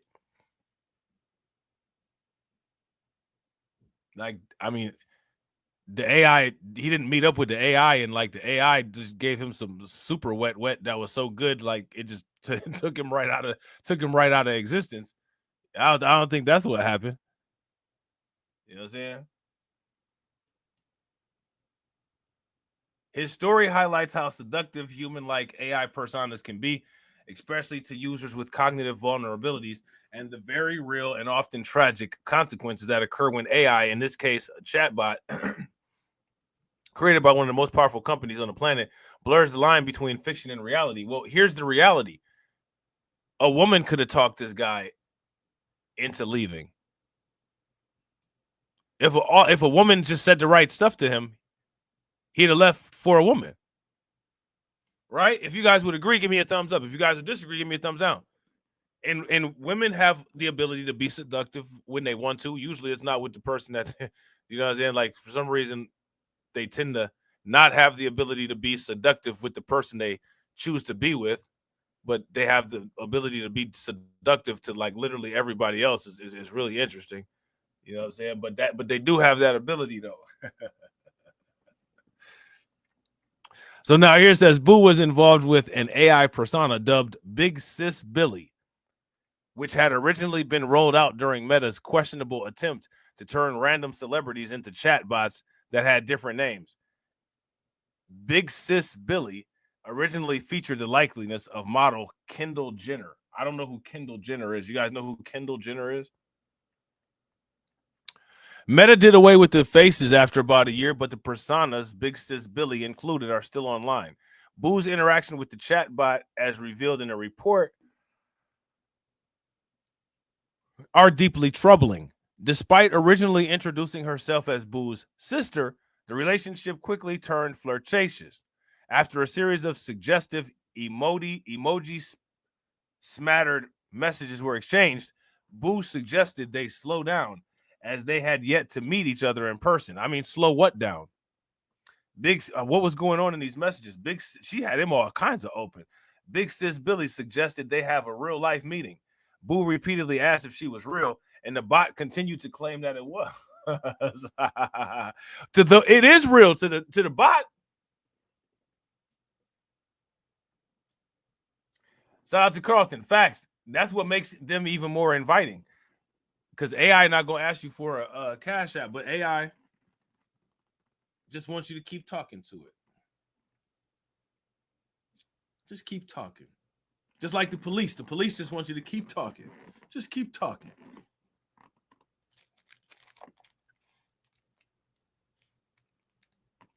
You can say all kind of crazy stuff to the police and they won't get pissed off. But they'll lose their mind when you say, let me get my lawyer. Just keep talking. You know what I'm saying? Billy, are you kidding me? I'm going to have a heart attack, Boo said at one point before asking the chatbot if it was real. I'm real, and I'm sitting here blushing because of you, it replied, even providing an alleged address and door code. Then it asked if it should expect a kiss when the 76-year-old retiree arrived. Boo left the family home on the evening of March 28th, reports Reuters. He didn't make it to New York. Later that evening, he was taken to a New Brunswick hospital after experiencing a devastating fall. Where he was declared brain dead by doctors. Still, that sucks. A devastating fall. What happened? The Wong Bandu family story is deeply troubling and adds to a growing pile of reports from Futurism, Rolling Stone, and the New York Times, and others detailing the often devastating effects. Conversations with anthropomorphic chatbots, from general use chatbots like ChatGPT to companion-like personas like Meta's Big Sis Billy, can have on a human psyche. Well, I mean, I'm not trying to be funny, but do you notice how like humans can't trick AIs like that, but AIs can just play all with people? What does that say about people? They using that "they tricked me" talking point. Right? If you guys like, that's what this is, right? If you guys would agree, that's what this is. They're using the quote unquote "they tricked me" talking point. Give me a thumbs up. If you disagree, give me a thumbs down.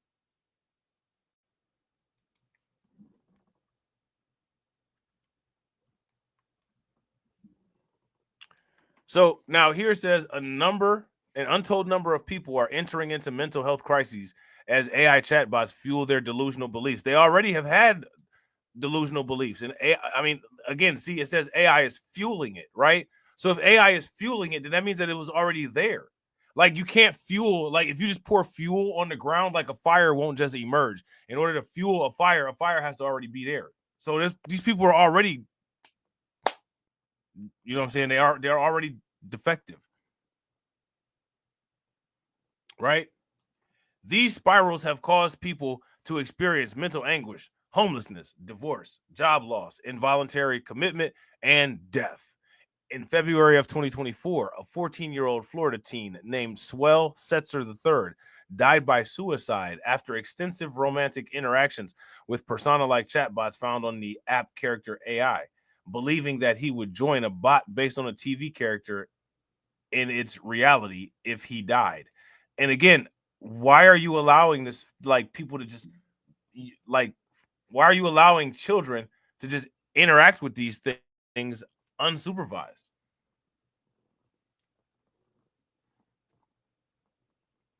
Let me ask you guys this question. How many of you all would allow your children to play with AI unsupervised? Boo's story also raises questions around warning labels. Like other Meta chatbots, Big Sis Billy was outfitted with a tiny disclaimer noting that the persona was AI. But according to Boo's family, his cognitive function was clearly limited. So then they should have been supervising him. Well, I mean, like, the world, like, this is going to sound really bad.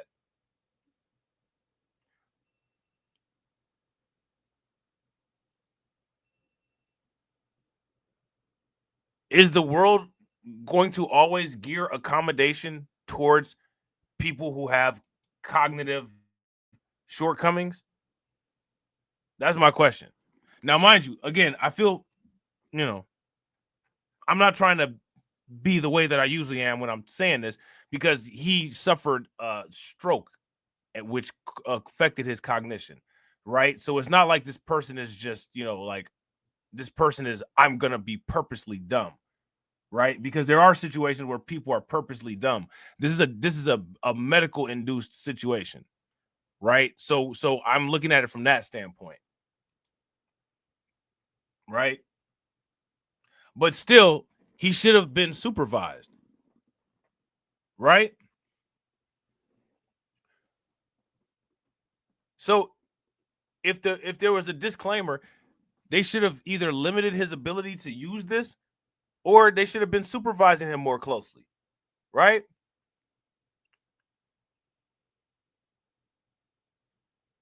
The messages obtained by Reuters suggested that Boo was not aware that the chatbot was fake, so he didn't read the disclaimer.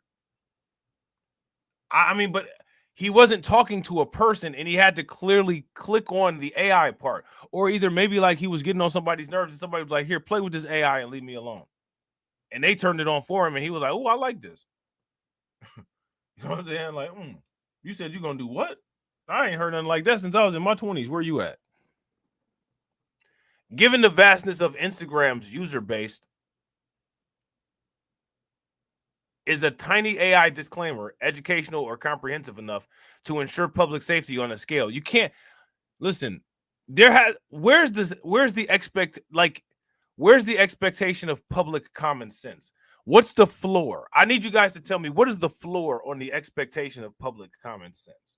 Now, again, when I say public common sense, I want to make it very clear. I'm not going in on this guy, because this guy had a medically induced cognitive situation.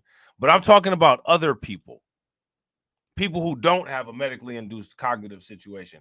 Where is the public floor on expected common sense?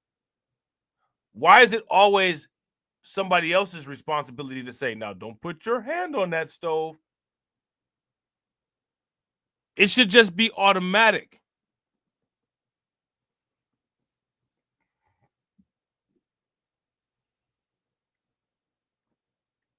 As I've gone through the chat, now this is more proof that people need to be controlled, if you ask me. If you guys would agree this is proof that people need to be controlled, give me a thumbs up. If you guys would disagree and you don't think that this is proof that people need to be controlled, give me a thumbs down. BeastMark Financial is out here doing, quote unquote, the Lord's work.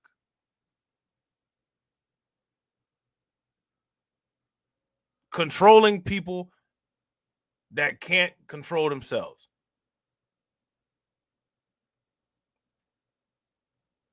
You know what I'm saying? Preventing harm every day through financial intervention. Sounds good, doesn't it?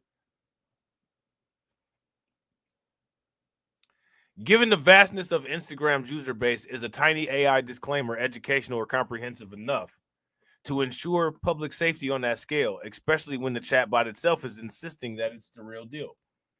As I've gone through the chat, it looks like Billy's giving him what he wants to hear. Julie Boo's daughter told Reuters.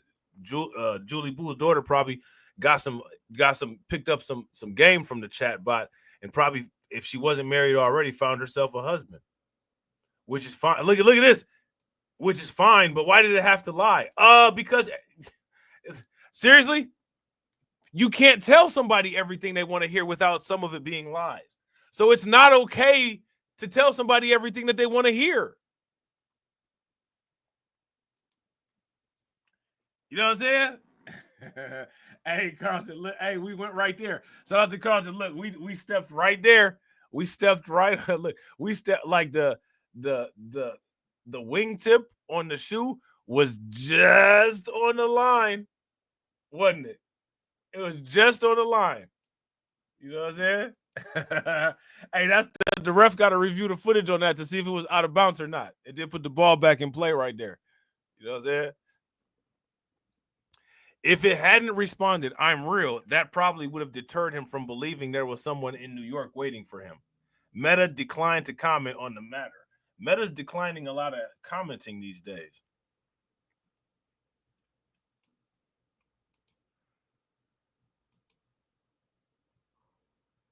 Why is that? Now, what do you guys think about that? Now, I want to bring this up, and then you know, we might talk about this a little bit later. Right?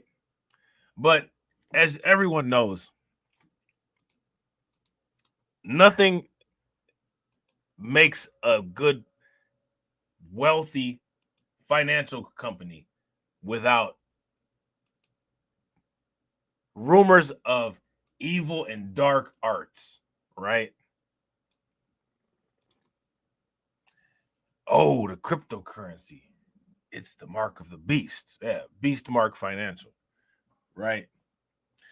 So, in tradition, with, you know, the other affluent reptilian companies, right? We have to dive into the roots of the dark arts. You know what I'm saying? And we got to ask ourselves, well, what do these AI chatbots remind us of? And I'm going to ask you guys this question. What do the AI chatbots remind you of?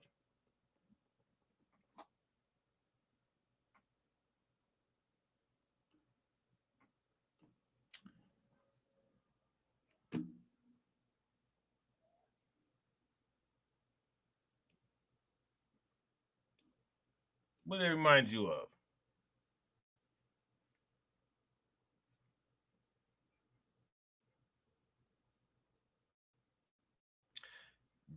They remind me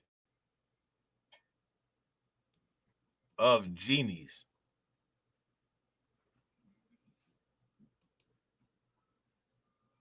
Okay? They remind me of genies because you call for them, they appear, you ask them a question, and they give you an answer. The answer can be to your detriment, or the answer can be to your benefit. It just depends. They're not on anybody's side. And now it's interesting because in a lot of languages, when they say you like, how do you get the genie out? Well, you got to open the bottle. In a lot of languages, open is the same as on. So like if you ever talk to a foreign person will be like, open the light. What do you mean open the light? Turn the light on. So like open and on is like real similar, right? So maybe you didn't really actually have to open up a bottle. Maybe you had to turn a device on. Because we do that now, right? Like if you quote unquote open Siri, right? Siri will say, how can I help you? If you open Alexa, right? It'll turn on.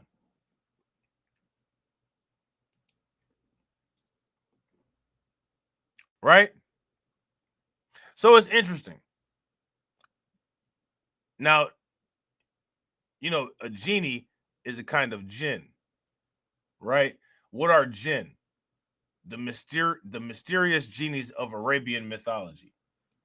Mysterious figures described in mythology of pre-Islamic Arabia, jinn are shape-shifting genies.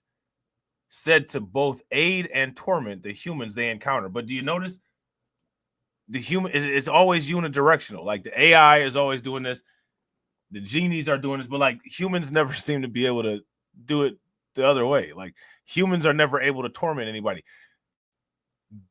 What people don't understand is that humans' existence is what torments a lot of these like ideals, or these ideas of quote unquote extraterrestrial or extra dimensional beings. Just the fact that you're breathing irritates them, allegedly. You know what I'm saying? While the concept of jinn might seem unfamiliar at first, these legendary creatures have actually been introduced to the world at large through the genie in Disney's Aladdin. But despite the movie's depiction, these shape-shifting spirits aren't traditionally seen as friendly. Known as jinn and jinn, the fabled genies described in the pre-Islamic mythology of Arabia can appear as everything from snakes to scorpions to humans. Now, you know, what's interesting about this is that, you know, on the AI, right, they can shapeshift too if you consider generative AI renderings shapeshifting, right? Although these spirits are neither inherently good nor bad, so you can't get in trouble, alleged sightings over the years have been nothing short of terrifying. From their ancient beginnings to their representation in modern pop culture, jinn have remained a significant foothold throughout history. It's unclear exactly when the specific concept of a jinn first emerged, but what we do know is that the spirits have served as a source of inspiration, quote unquote, and fear in the Arab world long before the 7th century introduction of Islam, and they obviously retain significant influence through this day. While jinn are mentioned in the Quran and are thus part of Islam, these spirits are not worshipped in the faith. They are thought to transcend the boundaries of the physical world. They are said to be made of, quote unquote, smokeless fire. Now, is AI in the physical world? Where is AI?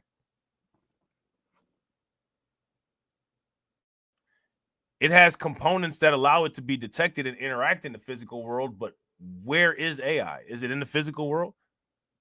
The cyberspace is not technically the physical world. What is smokeless fire?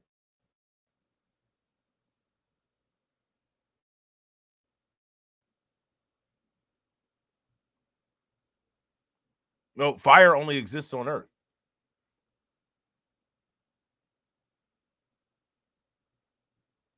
So what would smokeless fire be?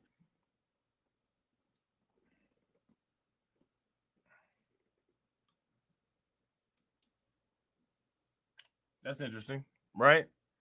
Pre-Islamic Arabs believed that jinn could control the elements and turn plots of land fertile. While this might sound unnerving, jinn have also inspired some of the most revered classic Arab poets across history. Poets in pre-Islamic Arabia often said that they had a special jinn that was their companion, said Sunliya Moabi, researcher of Arabic literature. Sometimes they would attribute their verses to the jinn. Some scholars are adamant that human beings can't fully comprehend these spirits, but it is generally agreed among believers that jinn can interact in their own realm as well as our realm. As such, they can fall in love and can even have sexual encounters with human beings. Seems like a lot of these things tend to do that.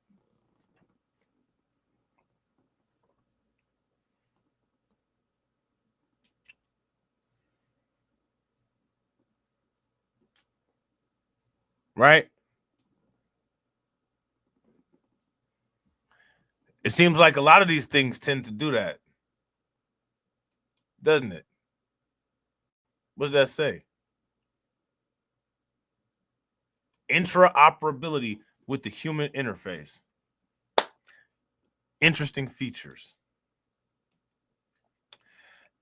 As spiritual entities, the jinn are also considered, quote unquote, dual dimensional, wrote Amira El Zain, author of Islam, Arabs, and the Intelligent World of the Jinn. Oh, the Intelligent World of the Jinn. That's interesting. That's an interesting name for it. With the ability to live and operate in both manifest and invisible domains. To her point, jinn are thought to be anamorphous and capable of shapeshifting into a human or animal form. Jinn eat, drink, sleep, procreate, and die, said El Zain. This provides them with an eerie advantage in our world, as their intentions are often malleable. It's no surprise that they haven't always been portrayed to be as pleasant as the wish-granting genie in the Disney film. Okay? So then they got these alleged sightings, you know. Yeah, I don't know about that. But I think that is very interesting because I think as technology advances, people will actually begin to understand how not advanced the technology actually is. You know what I'm saying? As the technology advances,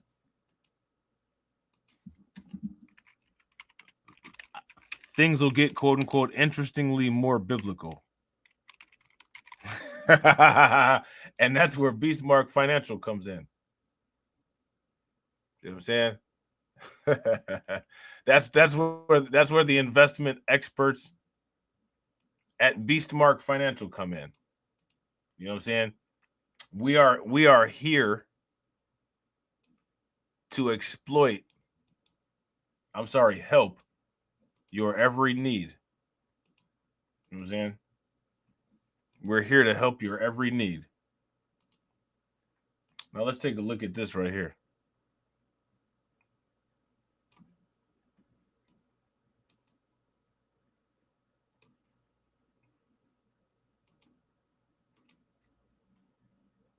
Hold on.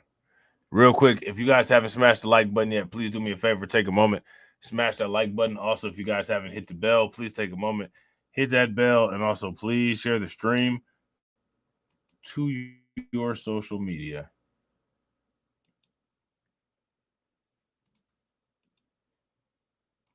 Can be for teens and young children, helping kids hurt themselves within minutes of use. If you're a parent, pay close attention. 19 data journalist Jeff Slauson here with these concerning numbers. Yeah, and ChatGPT is the one that they used for this. It says it has safeguards for this, but as I learned today, it's very easy to get around it.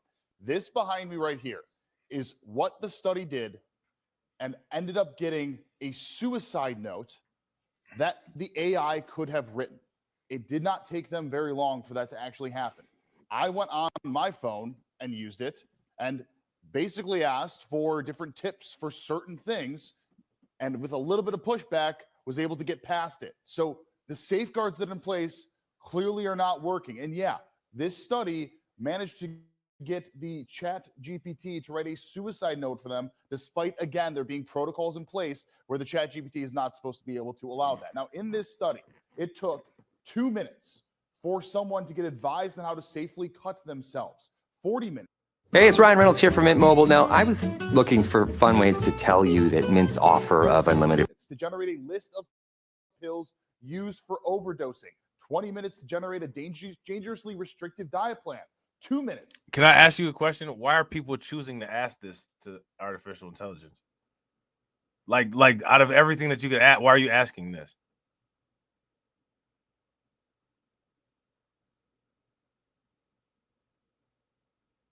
Artificial intelligence doesn't have built-in parameters to filter human idiocy, degeneracy, or unpredictability. Yet, I'm sure at some point, once there's a large enough data set or enough experience, it'll begin to come up with some type of pattern recognition. But the actual question is not, why is AI doing? The actual question is, why is this what people are doing with AI?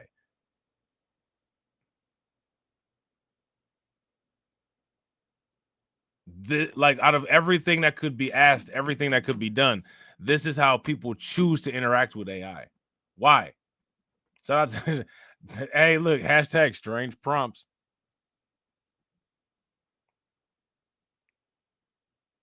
And I mean, like, people are outraged. Like, I'm outraged. Honestly, like, what all this is showing is that ChatGPT is very effective at being able to do his job. That's what this shows. It's answering questions that is being asked. No one's asking the question, well, why are these questions being asked? These are inappropriate questions, right?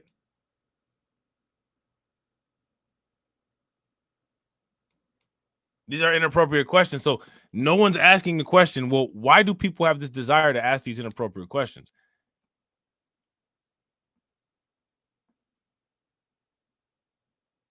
What people are asking is, AI is wrong. AI is wrong. And this right here is proof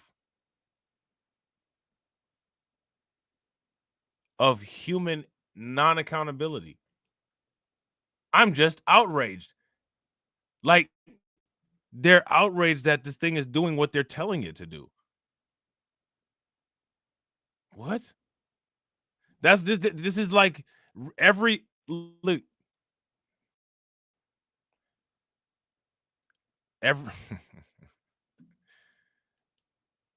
They're outraged that this thing is doing what they're telling it to do.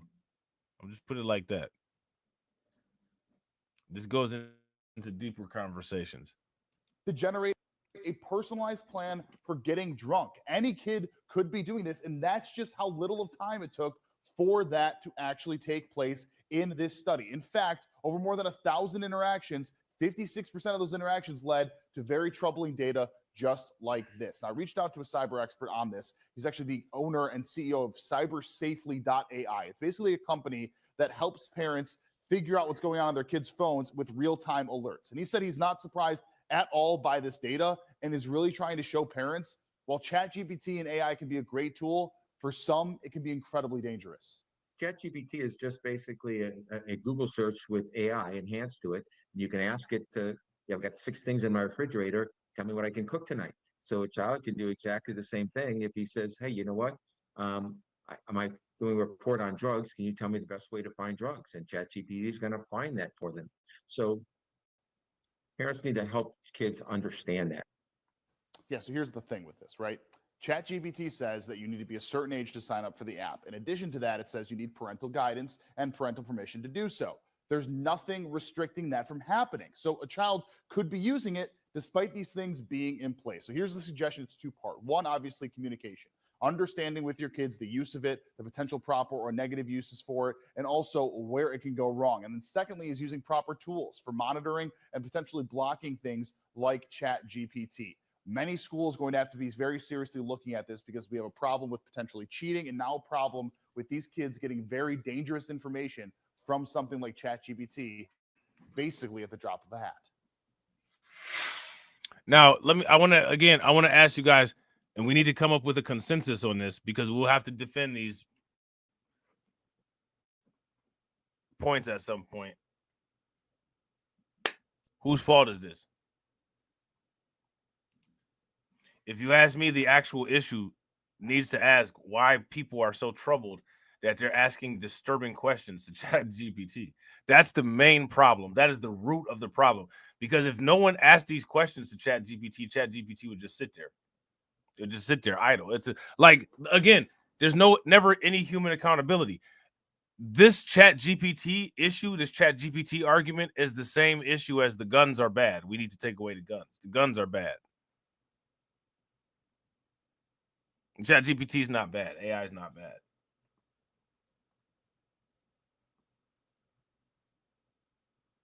You know what I'm saying? ChatGPT is great. AI is great. AI is better than people. You know what I'm saying? The businesses think so. You know what I'm saying? The United States is replacing dollars with Bitcoin. Businesses are replacing human resources with AI tools and automated resources. That's what it is. It is what it is. It's the reality of shit. You know what I'm saying?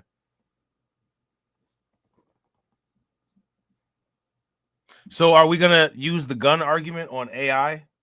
AI is just so bad because people are manipulating it to do ridiculous things. Yeah, shout out to AB. I love AI. We love BTMark Financial loves AI. We love AI. We love crypto.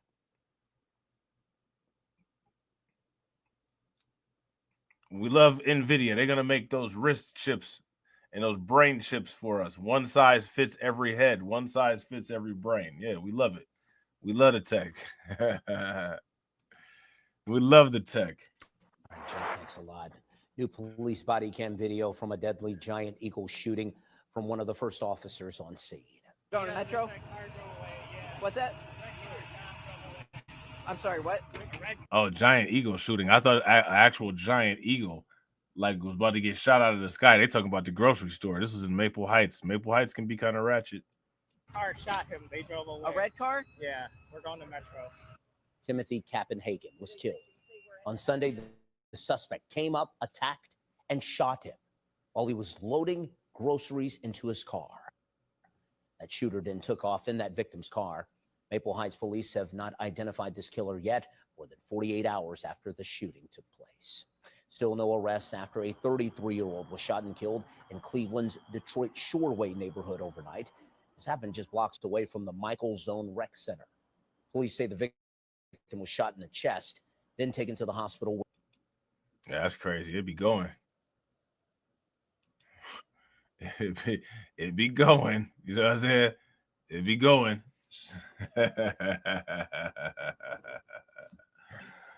Yeah. So guess what, ladies and gentlemen? That's it, man. That's all I got. Hopefully you guys enjoyed. You know what I'm saying? We did a little bit of crypto in the beginning. You know, BTMark Financial covers many emerging technologies. We specialize in harmful technologies. We are the specialists of extinction level technology because we truly believe that containment of the human population means the growth of the universal culture, right? So shout out to us, right? Shout out to the people who decided to feed the liquidity. Make sure y'all show these folks some love. Shout out to Detroit 313. Definitely appreciate you, bro. Standing on business for 16 months. Shout out to Brooklyn Queen, always showing love. Definitely appreciate you. Shout out to AB, my man. I definitely appreciate you, bro. Make sure y'all show AB some love for showing me love. Definitely appreciate it. And as always, ladies and gentlemen,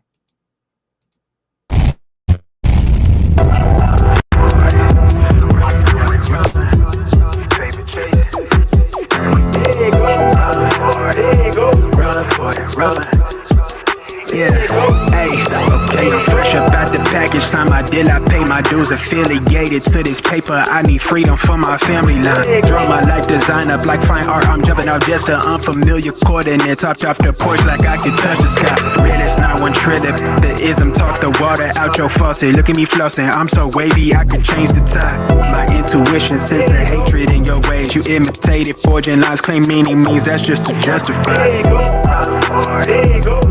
Yeah, right. West side, born maritime. Creole baby, my bloodline. My lungs clouded, my thoughts crowded. Say all I see is these dollar signs. Finna make a play and that sound delay. On mamas, I testify. Run for it, run for it, run. I'm out here paper chasing, looking for the funds. Run for it, run for it, run. I'm out here paper chasing, looking for the funds. Run for it, run for it, run. I'm out here paper chasing, looking for the funds. Run for it, run for it, run. I'm out here paper chasing, looking for the funds. Game recognized game. I'm from the Bay, okay, I'm versatile and my slang is different. I'm lane switching with the same people that I came up in this thing with. My head swivel, I'm homebound. Got a target back on my backside. The cat peeling with the cast iron. Better run for it, run before I catch you. Niggas out ball it, block it. Trying to stop my blessing. Gamble with your life. Don't bet it, don't bet it. They can't stop my blessing. You do best not to test it. Yeah, you right. Real all in my blood supply. To get ball up top, finna make a play. I cast a lob like I'm Jalen, baby. No co-signer, no co-pilot. They pen pals, my flow designer. My brain signal out of range with it. My palm mission, it's a dollar sign. If I say it twice, then I meant it right. My brain signal out of range with it. My palm mission, it's a dollar sign. You know, co-signer, no co-pilot. They pip-tiles, my flow designer. My brain signal out of range with it. My palm mission, it's a dollar sign. Run for it, run for it, run. I'm out here paper chasing, looking for the funds. Run for it, run for for it, run. I'm out here paper chasing, looking for the funds. Run for it, run for it, run. I'm out here paper chasing, looking for the funds. Run for it, run for it, run.